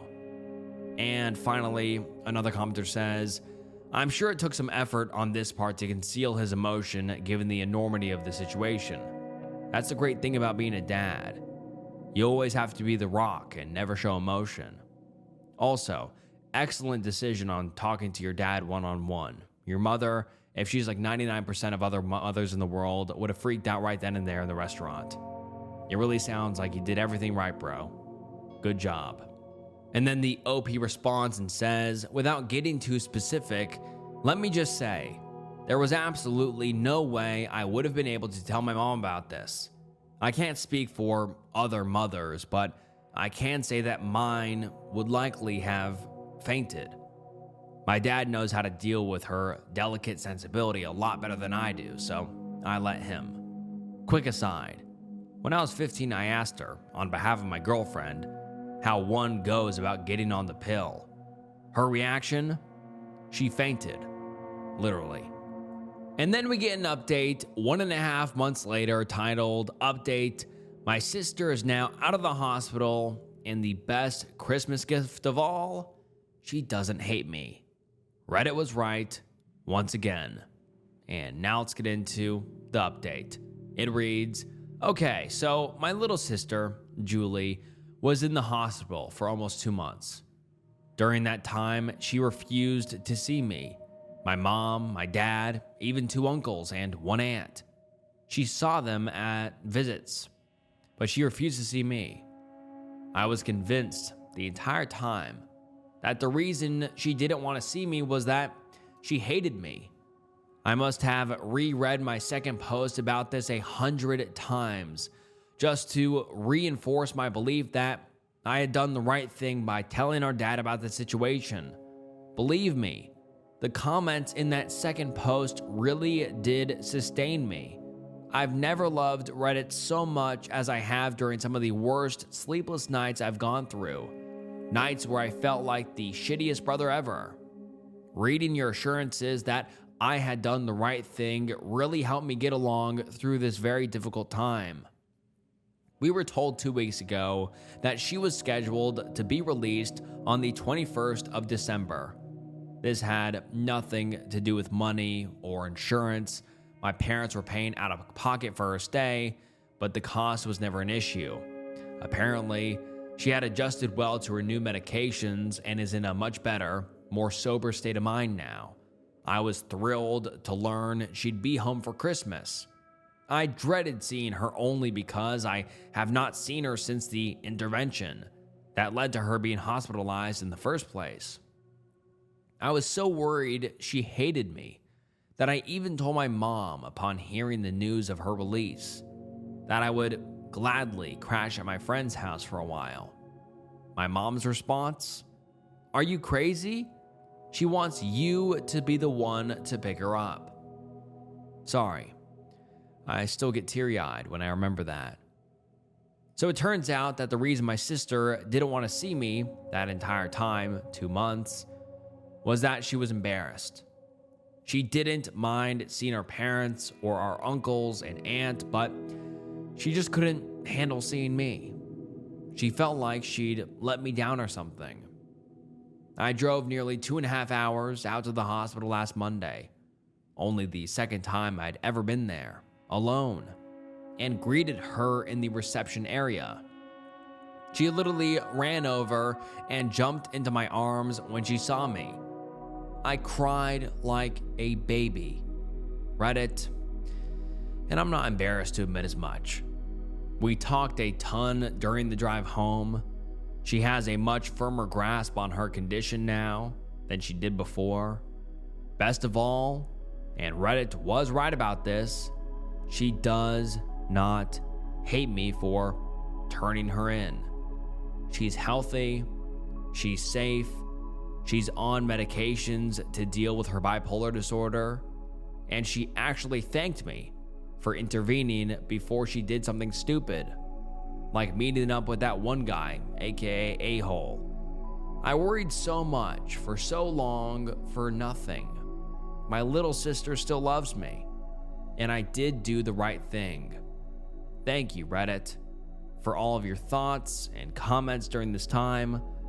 I've been feeling miserable for so long because of all this, but your thoughtful comments and suggestions helped me from going into despair.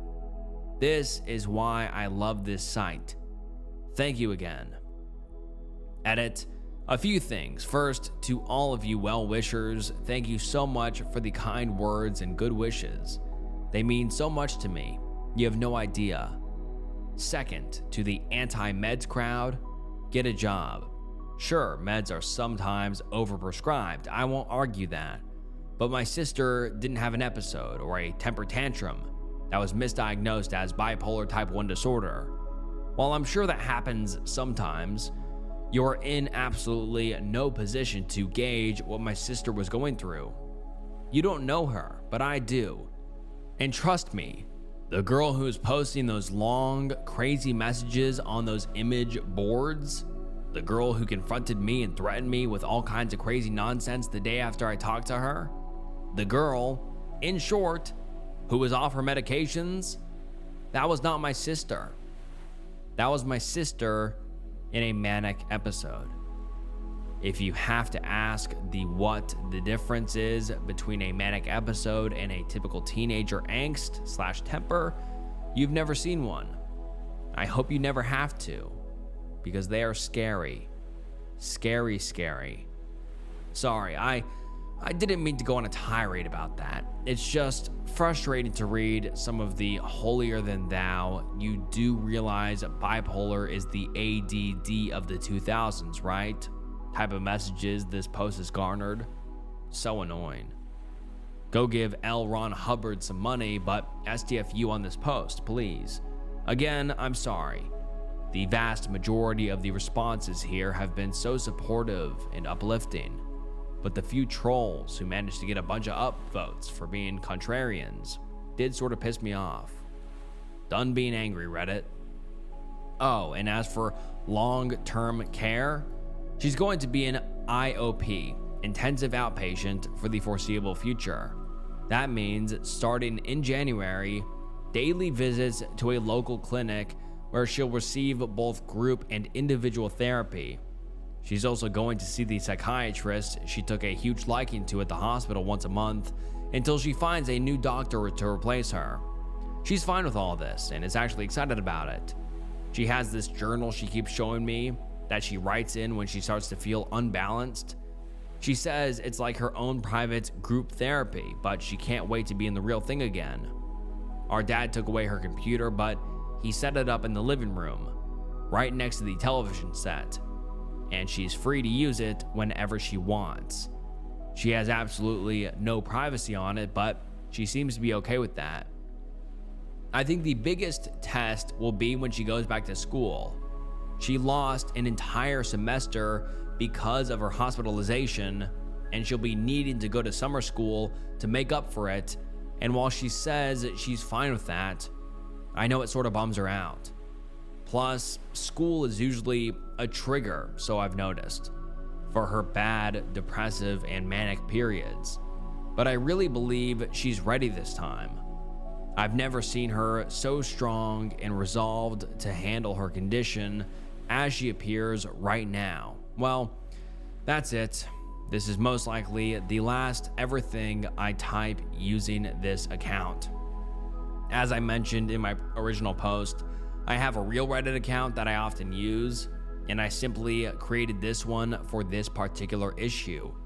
I am very glad that I did too. Reddit came through for me in a big way. I hope that others out there who are in any kind of strange / heartbreaking / etc. type of situation look to this experience and find inspiration to share their own story, whatever it is. The trolls and the a-holes try to grind us down, but Reddit is good at fighting back. I love this place.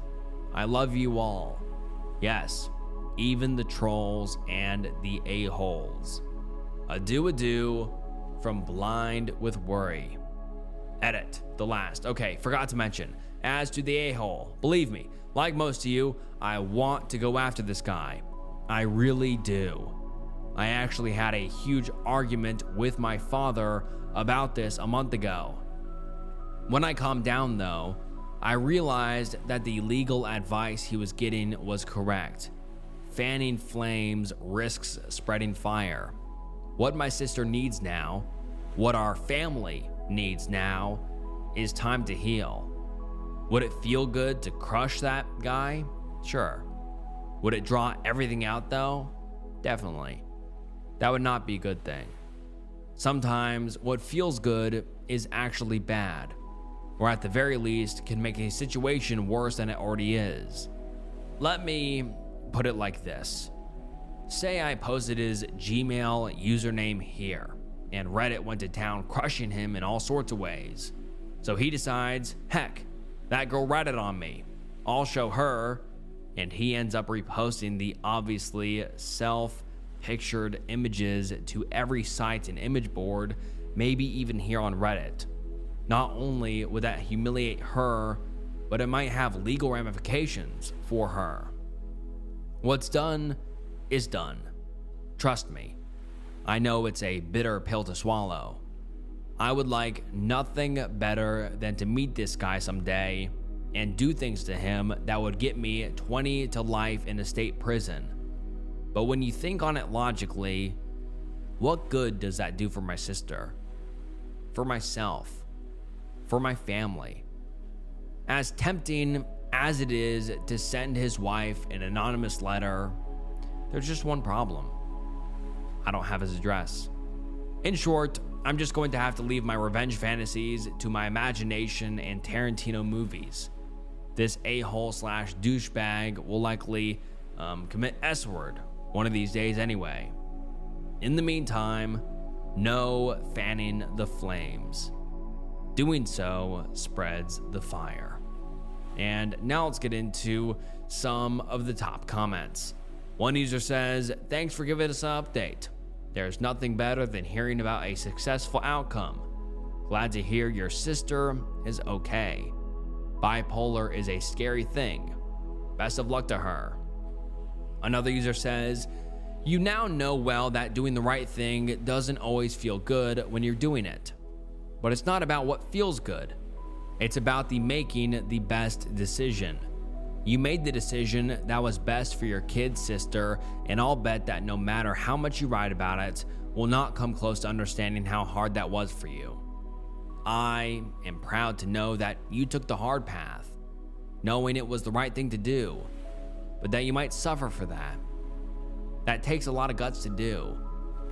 I'll think on your situation when I am pressed to make a hard decision like that. You know, you acted selflessly, and no matter how it turned out, it was for the best. I am really happy that she is better and she loves you. You showed courage and loyalty on an uncommon level. She had a front row seat for that and knows it well. There's no mystery to me as to why she loves you.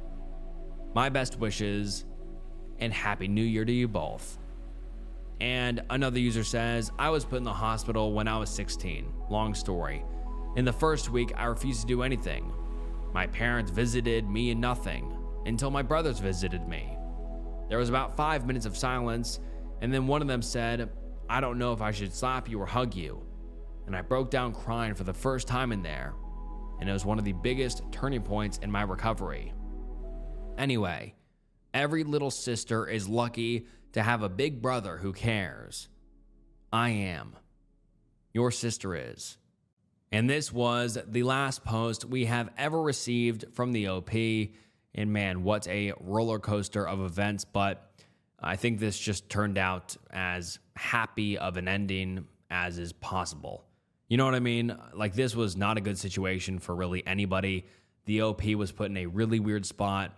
The family was put in a really weird spot, an awkward spot, and yes, just almost scary spot.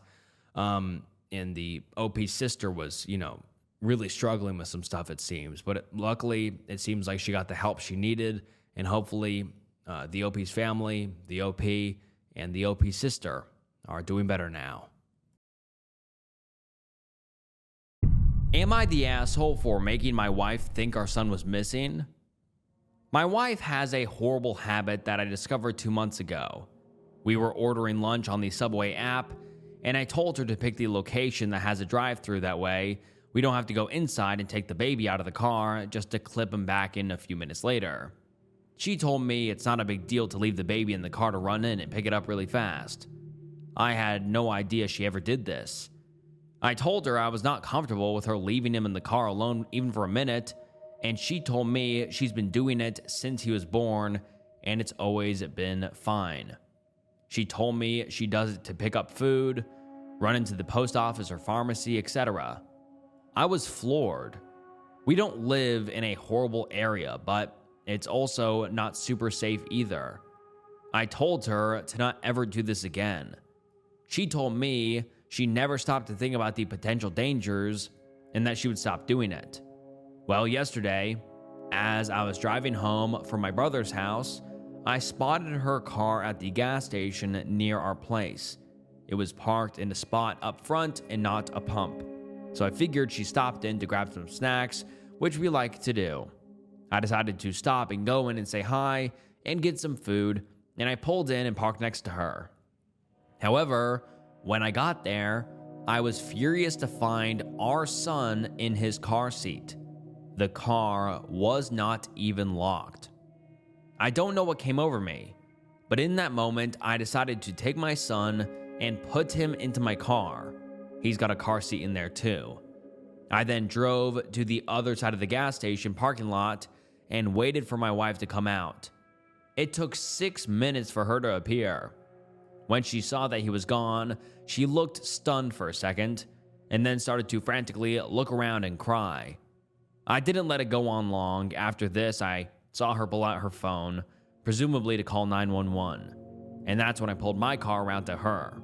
I parked, got out, and walked around to my son's door and opened it to show him to her. She looked extremely relieved, but that quickly turned to anger with her asking me why I took him and did that to her. I told her she needed to learn a lesson, and she promised to stop leaving him in the car, and that she was extremely irresponsible. It was so easy for me to pull up and take him. No one else at the gas station even noticed. So if he really was taken there would have been no help, and it would have been 100% her fault. She proceeded to call me cruel and psychotic and tried taking our son out of my car into hers. I said no, and that I would be driving him home, and I left. She came home not much later, but ignored me the rest of the day. She acknowledged me today, saying she wanted an apology, and I said absolutely not, and she's the one who should be saying sorry.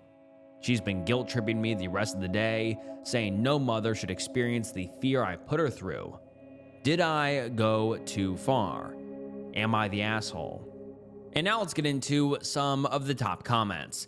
One user says, normally I'm fully against game playing, but this is your child's life. I support your actions. Your wife is being hugely neglectful.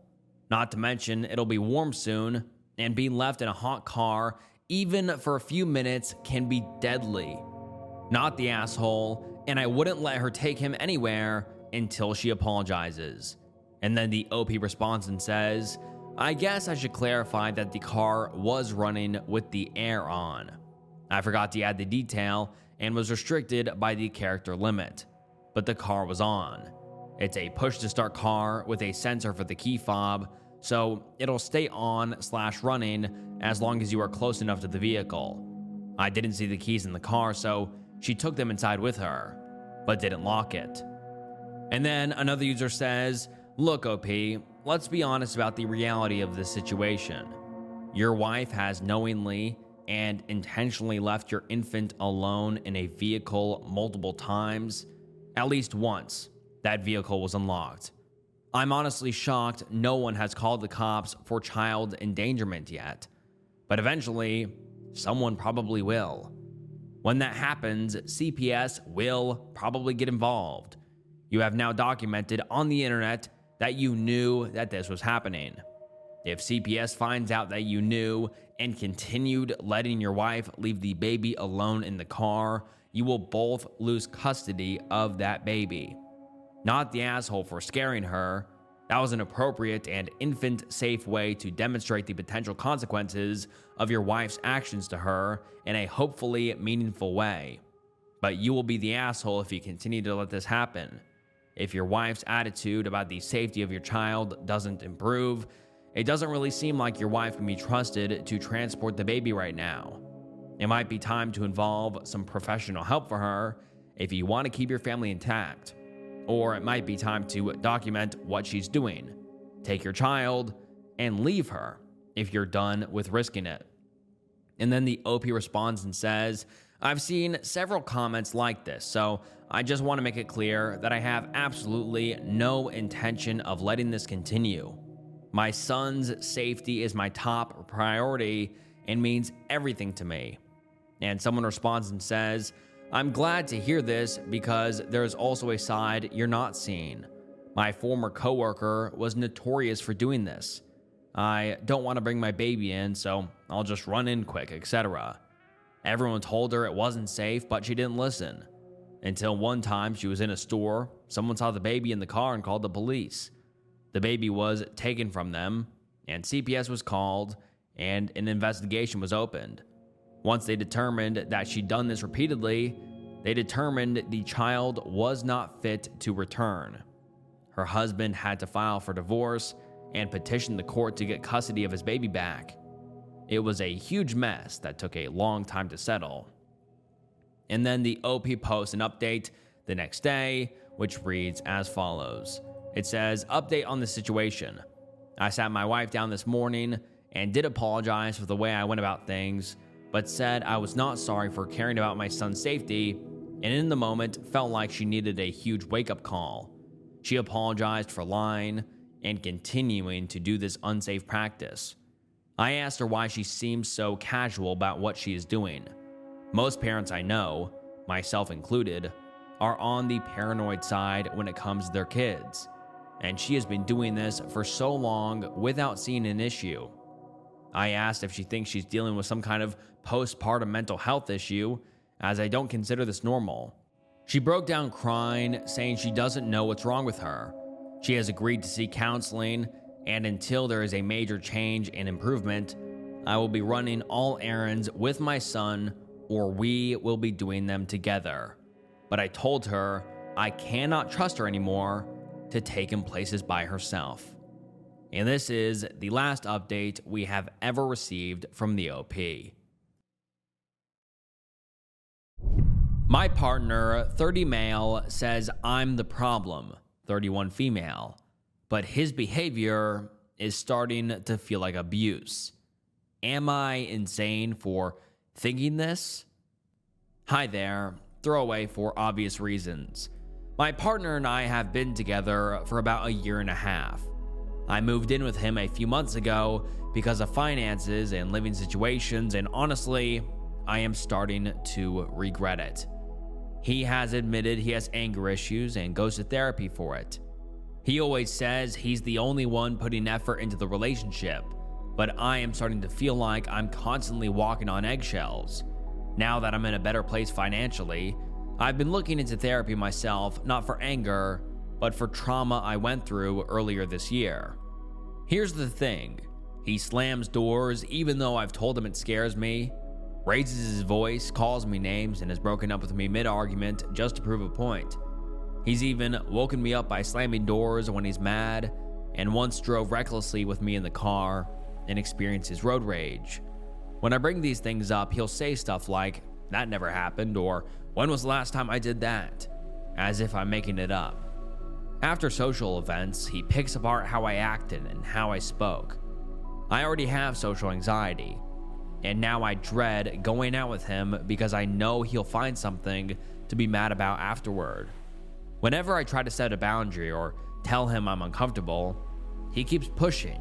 I get frustrated, and then suddenly I'm the problem because I have an attitude. If I try to take space like sleeping in the spare room after an argument, he'll throw my clothes and belongings in there and tell me to just stay there permanently. Then he'll switch gears and act all sad and depressed until I comfort him like I'm the one who did something wrong. It's emotionally exhausting. He also gets jealous when I'm friendly with my male roommates or other people, even though I'm literally nice to everyone. One night, he accused me of deleted messages and cheating because he saw my phone reflection and thought I was hiding something. I was actually just messaging a friend that I felt unsafe and anxious while having a fight. He later tried sneaking into the spare room to go through my phone, then acted like he missed me just to get me back into bed. He tells me what I should or shouldn't do because he cares, but it feels more like he doesn't think I can handle life on my own, even though I'm very independent and have way more life experience than him. Another thing that really upsets me is he says mean, judgmental things about people in public. He calls it having a mean girl persona. He's even made racist and fat-phobic comments. And when I call it out, he says I'm worse than him, which is not true. Lately, he keeps saying I'm the problem and that I need to look deep within myself. He blames his outbursts on stress or mental health, takes minimal accountability, and things will change for a little bit until they go back to how they were. I leave arguments feeling confused, guilty, and like I have to apologize for things I didn't even do wrong. I know I'm not perfect, but this can't be normal, right? I don't ever act or treat him this way. The only reason I've stayed this long is because he can be sweet, he cooks, he cleans, he's affectionate, and when he's in a good mood, things feel easy, but he's mostly in a bad mood and complains about everything that happens, even if it's a minor inconvenience and it'll bring his mood down. But I'm pretty sure I'm falling out of love with him.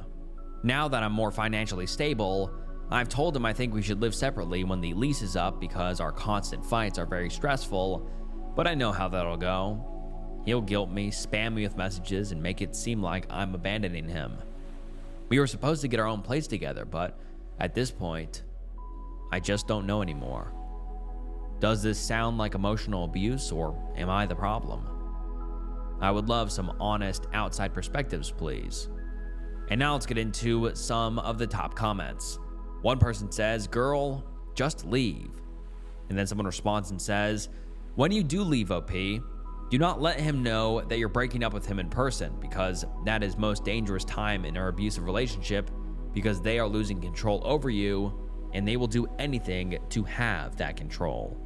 That is when you are statistically the most likely to be killed by your partner. The reason why I'm warning you about this is because it almost happened to me. He almost killed me." And the OP responds and says, "Thank you so much for this advice. He's not laid a hand on me yet, but there's been small signs that he could. He also admitted to me recently that in a past relationship, he choked his ex from self-defense. My stomach and heart dropped. He will either get angry or guilt trip me into staying." And another commenter says, "You are in an abusive relationship. You know how some people ask, why did she stay? This is why. It can be very confusing. Abusers are manipulative. They use all kinds of manipulative techniques like gaslighting and minimizing. And they're very good at twisting things, so you end up apologizing when they're the one who is wrong, which just makes everything so much more confusing. They will make you doubt yourself and reality. What you are feeling is correct. This is not okay. This is abusive, and it will only get worse. I'm sure you know that though. I'm sure you've seen it getting worse. Abusive relationships very rarely start out that way. The Netflix show Made, I recommend it, although it's not super great. It has a lot of good information, especially about how women often are in denial and how abuse is not one size fits all. Had one of the best descriptions of it. Quote, "It's like a garden. Violence. It grows like mold. Before they bite, they bark. Before they hit you, they hit near you. Like they're trying to figure out how close they can get before you actually leave." And unfortunately, most abusers will keep up their abuse if they feel their power slipping. They will cycle through love and abuse like some sort of horrible yo-yo, keeping you on the ride, just praying it doesn't fall again, and he'll be the man you fell for, the man he often pretends to be just to keep you staying. But you have to know that man doesn't exist. That's a mask he wears. It's one more tool in his arsenal. What would you tell your friend, your mother, your daughter, if she was in a relationship like this? I think you know it's time to leave. Set up whatever you have to set up, ideally secretly, and then leave. Do what you have to do to stay safe. And then the OP responds and says, "Thank you for being understanding of how hard it can be.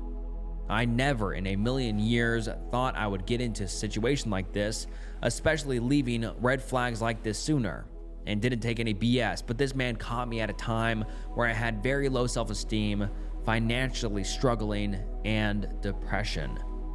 And another commenter says, "Does this sound like emotional abuse? Yes. How do you feel physically when he rages and drives aggressively and slams doors, etc.? Does your blood pressure go up? Does your chest feel tight? It is emotional abuse, but it's also physical abuse. It's damaging." And then the OP responds and says, "I get anxious when I know the tension is building up even before anything happens."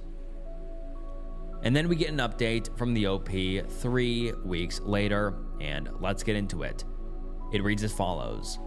Firstly, I just want to thank everyone for their support and encouragement in my previous post. It means a lot, and anytime I started to doubt myself, I would read your comments. It really did help me a lot. I left today. I left a letter and got the hell out of there as I knew this was the safest and best option. I found a room to rent in a beautiful area and house, all-female household, and funnily enough, my landlord is a social worker in DV, so she was so accommodating and supportive throughout the whole process. I told people I trust at my work, my plans, and they were also very supportive. I never thought I would be someone who would enter into a relationship this bad. I've always been good at walking away from the early signs in the past, but this person caught me at a time where I was lonely, struggling with mental health and finances. But there were early red flags I ignored, and I felt sorry for this person, as he was good at guilt tripping. These were the signs. Love bombed. Pressured me to be his girlfriend when I wasn't sure yet. Say he would do anything to support me and here was there for me. Oftentimes the things he did for me were thrown in my face later when angry, and that I never did anything for him. Tried pressuring me to open a shared bank account and sharing health insurance, which when I would say no and didn't feel I was ready, I was avoidant and unaccepting of help or growing together as a couple. Gaslighting. Would say things that didn't happen, or I didn't say something when they did, especially when I was showing him affection, and apparently I didn't, which was strange. Would sulk and depression sleep when things weren't going his way, until I caved and apologized and gave him affection. Double standards.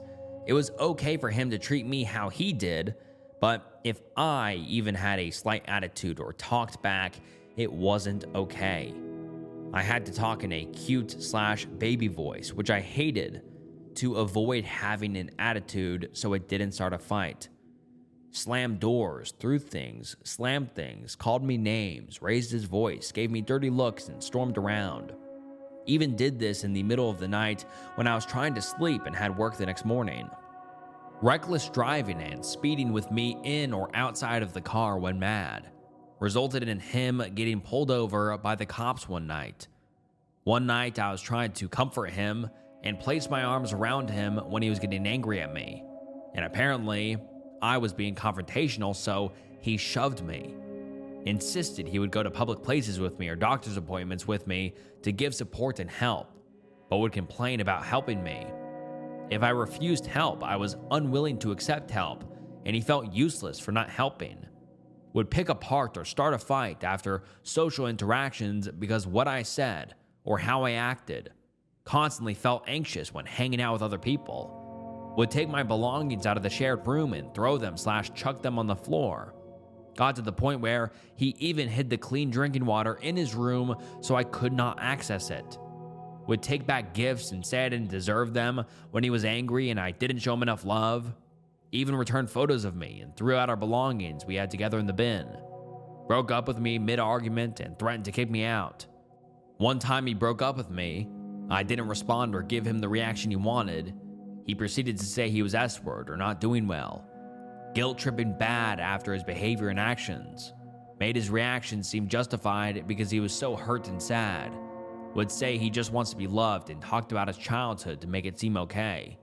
Would ask where I was or what I was up to when I was using his headphones, tracking. If I didn't respond in a timely manner, he would get upset even if I was busy. Would say nasty things about strangers and friends, and when I pulled him up on it, he would get mad and say I'm much worse, which wasn't true at all. Would accuse me of cheating or make passive comments about it because I was private with my phone.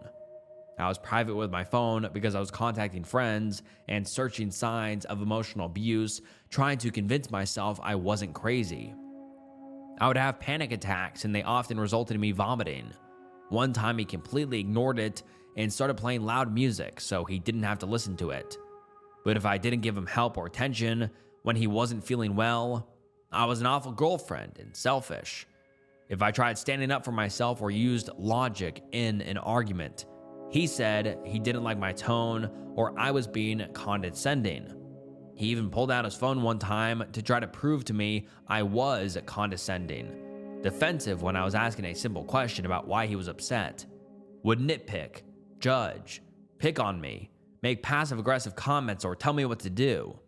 I would get defensive, standing up for myself or setting boundaries, and that was thrown in my face too.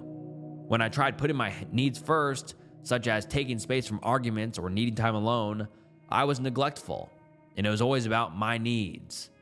Unrealistic expectations, demanding love and attention often, including telling me to stop working so much or would get angry if I picked up an extra shift so I could save more money.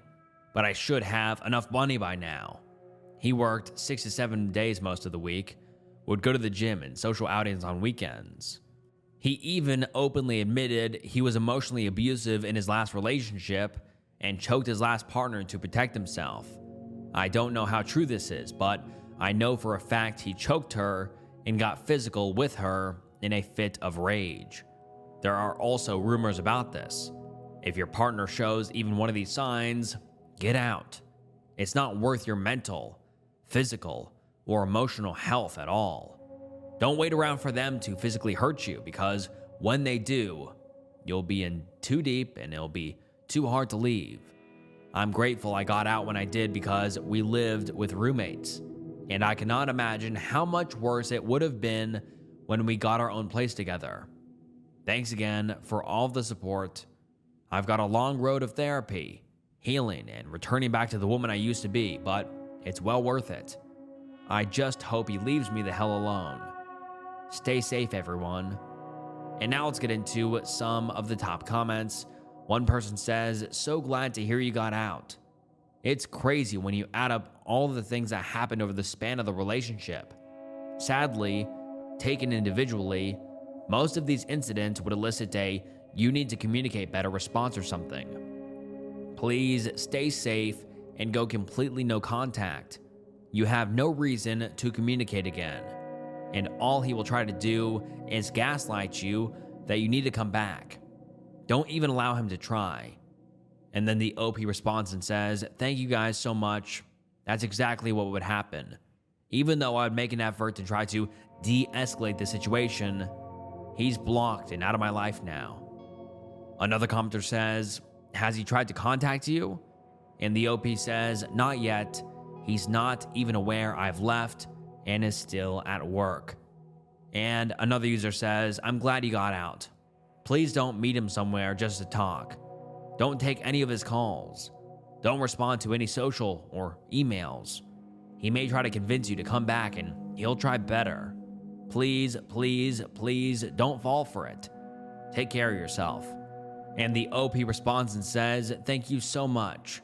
He will, as he has done in the past. He will be completely blocked, and I never ever want to do anything with him again."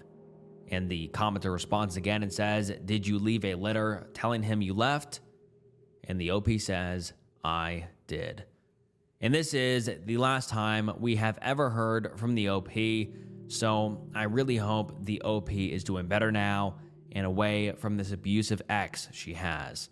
And a scary situation, but luckily, I think she got out safe. And all right, guys, that wraps up 2 hours of some unsettling Reddit threads. I really hope you enjoyed today's video. If you did, make sure you like the video and subscribe to the channel. It really does help the channel so much. Also, make sure to follow me on Spotify and follow me on Instagram. Then you can find some updates for when new videos are released. You can also get early access to all videos on my Patreon, which you can find in the description. And ad-free and early access to all videos on Patreon. So I think that's kind of worth it. Head over there if you want. And also, if you enjoyed this video, make sure you check out some other videos on the channel. It really does mean the world. And just to reiterate, if you watch this long into the video, I'm sure you enjoyed the channel enough. So make sure you subscribe if you aren't already. And thank you guys so much for watching. From the bottom of my heart, it truly does mean the world. You guys are the best. And this was Snook, and I'll see you next time. Bye.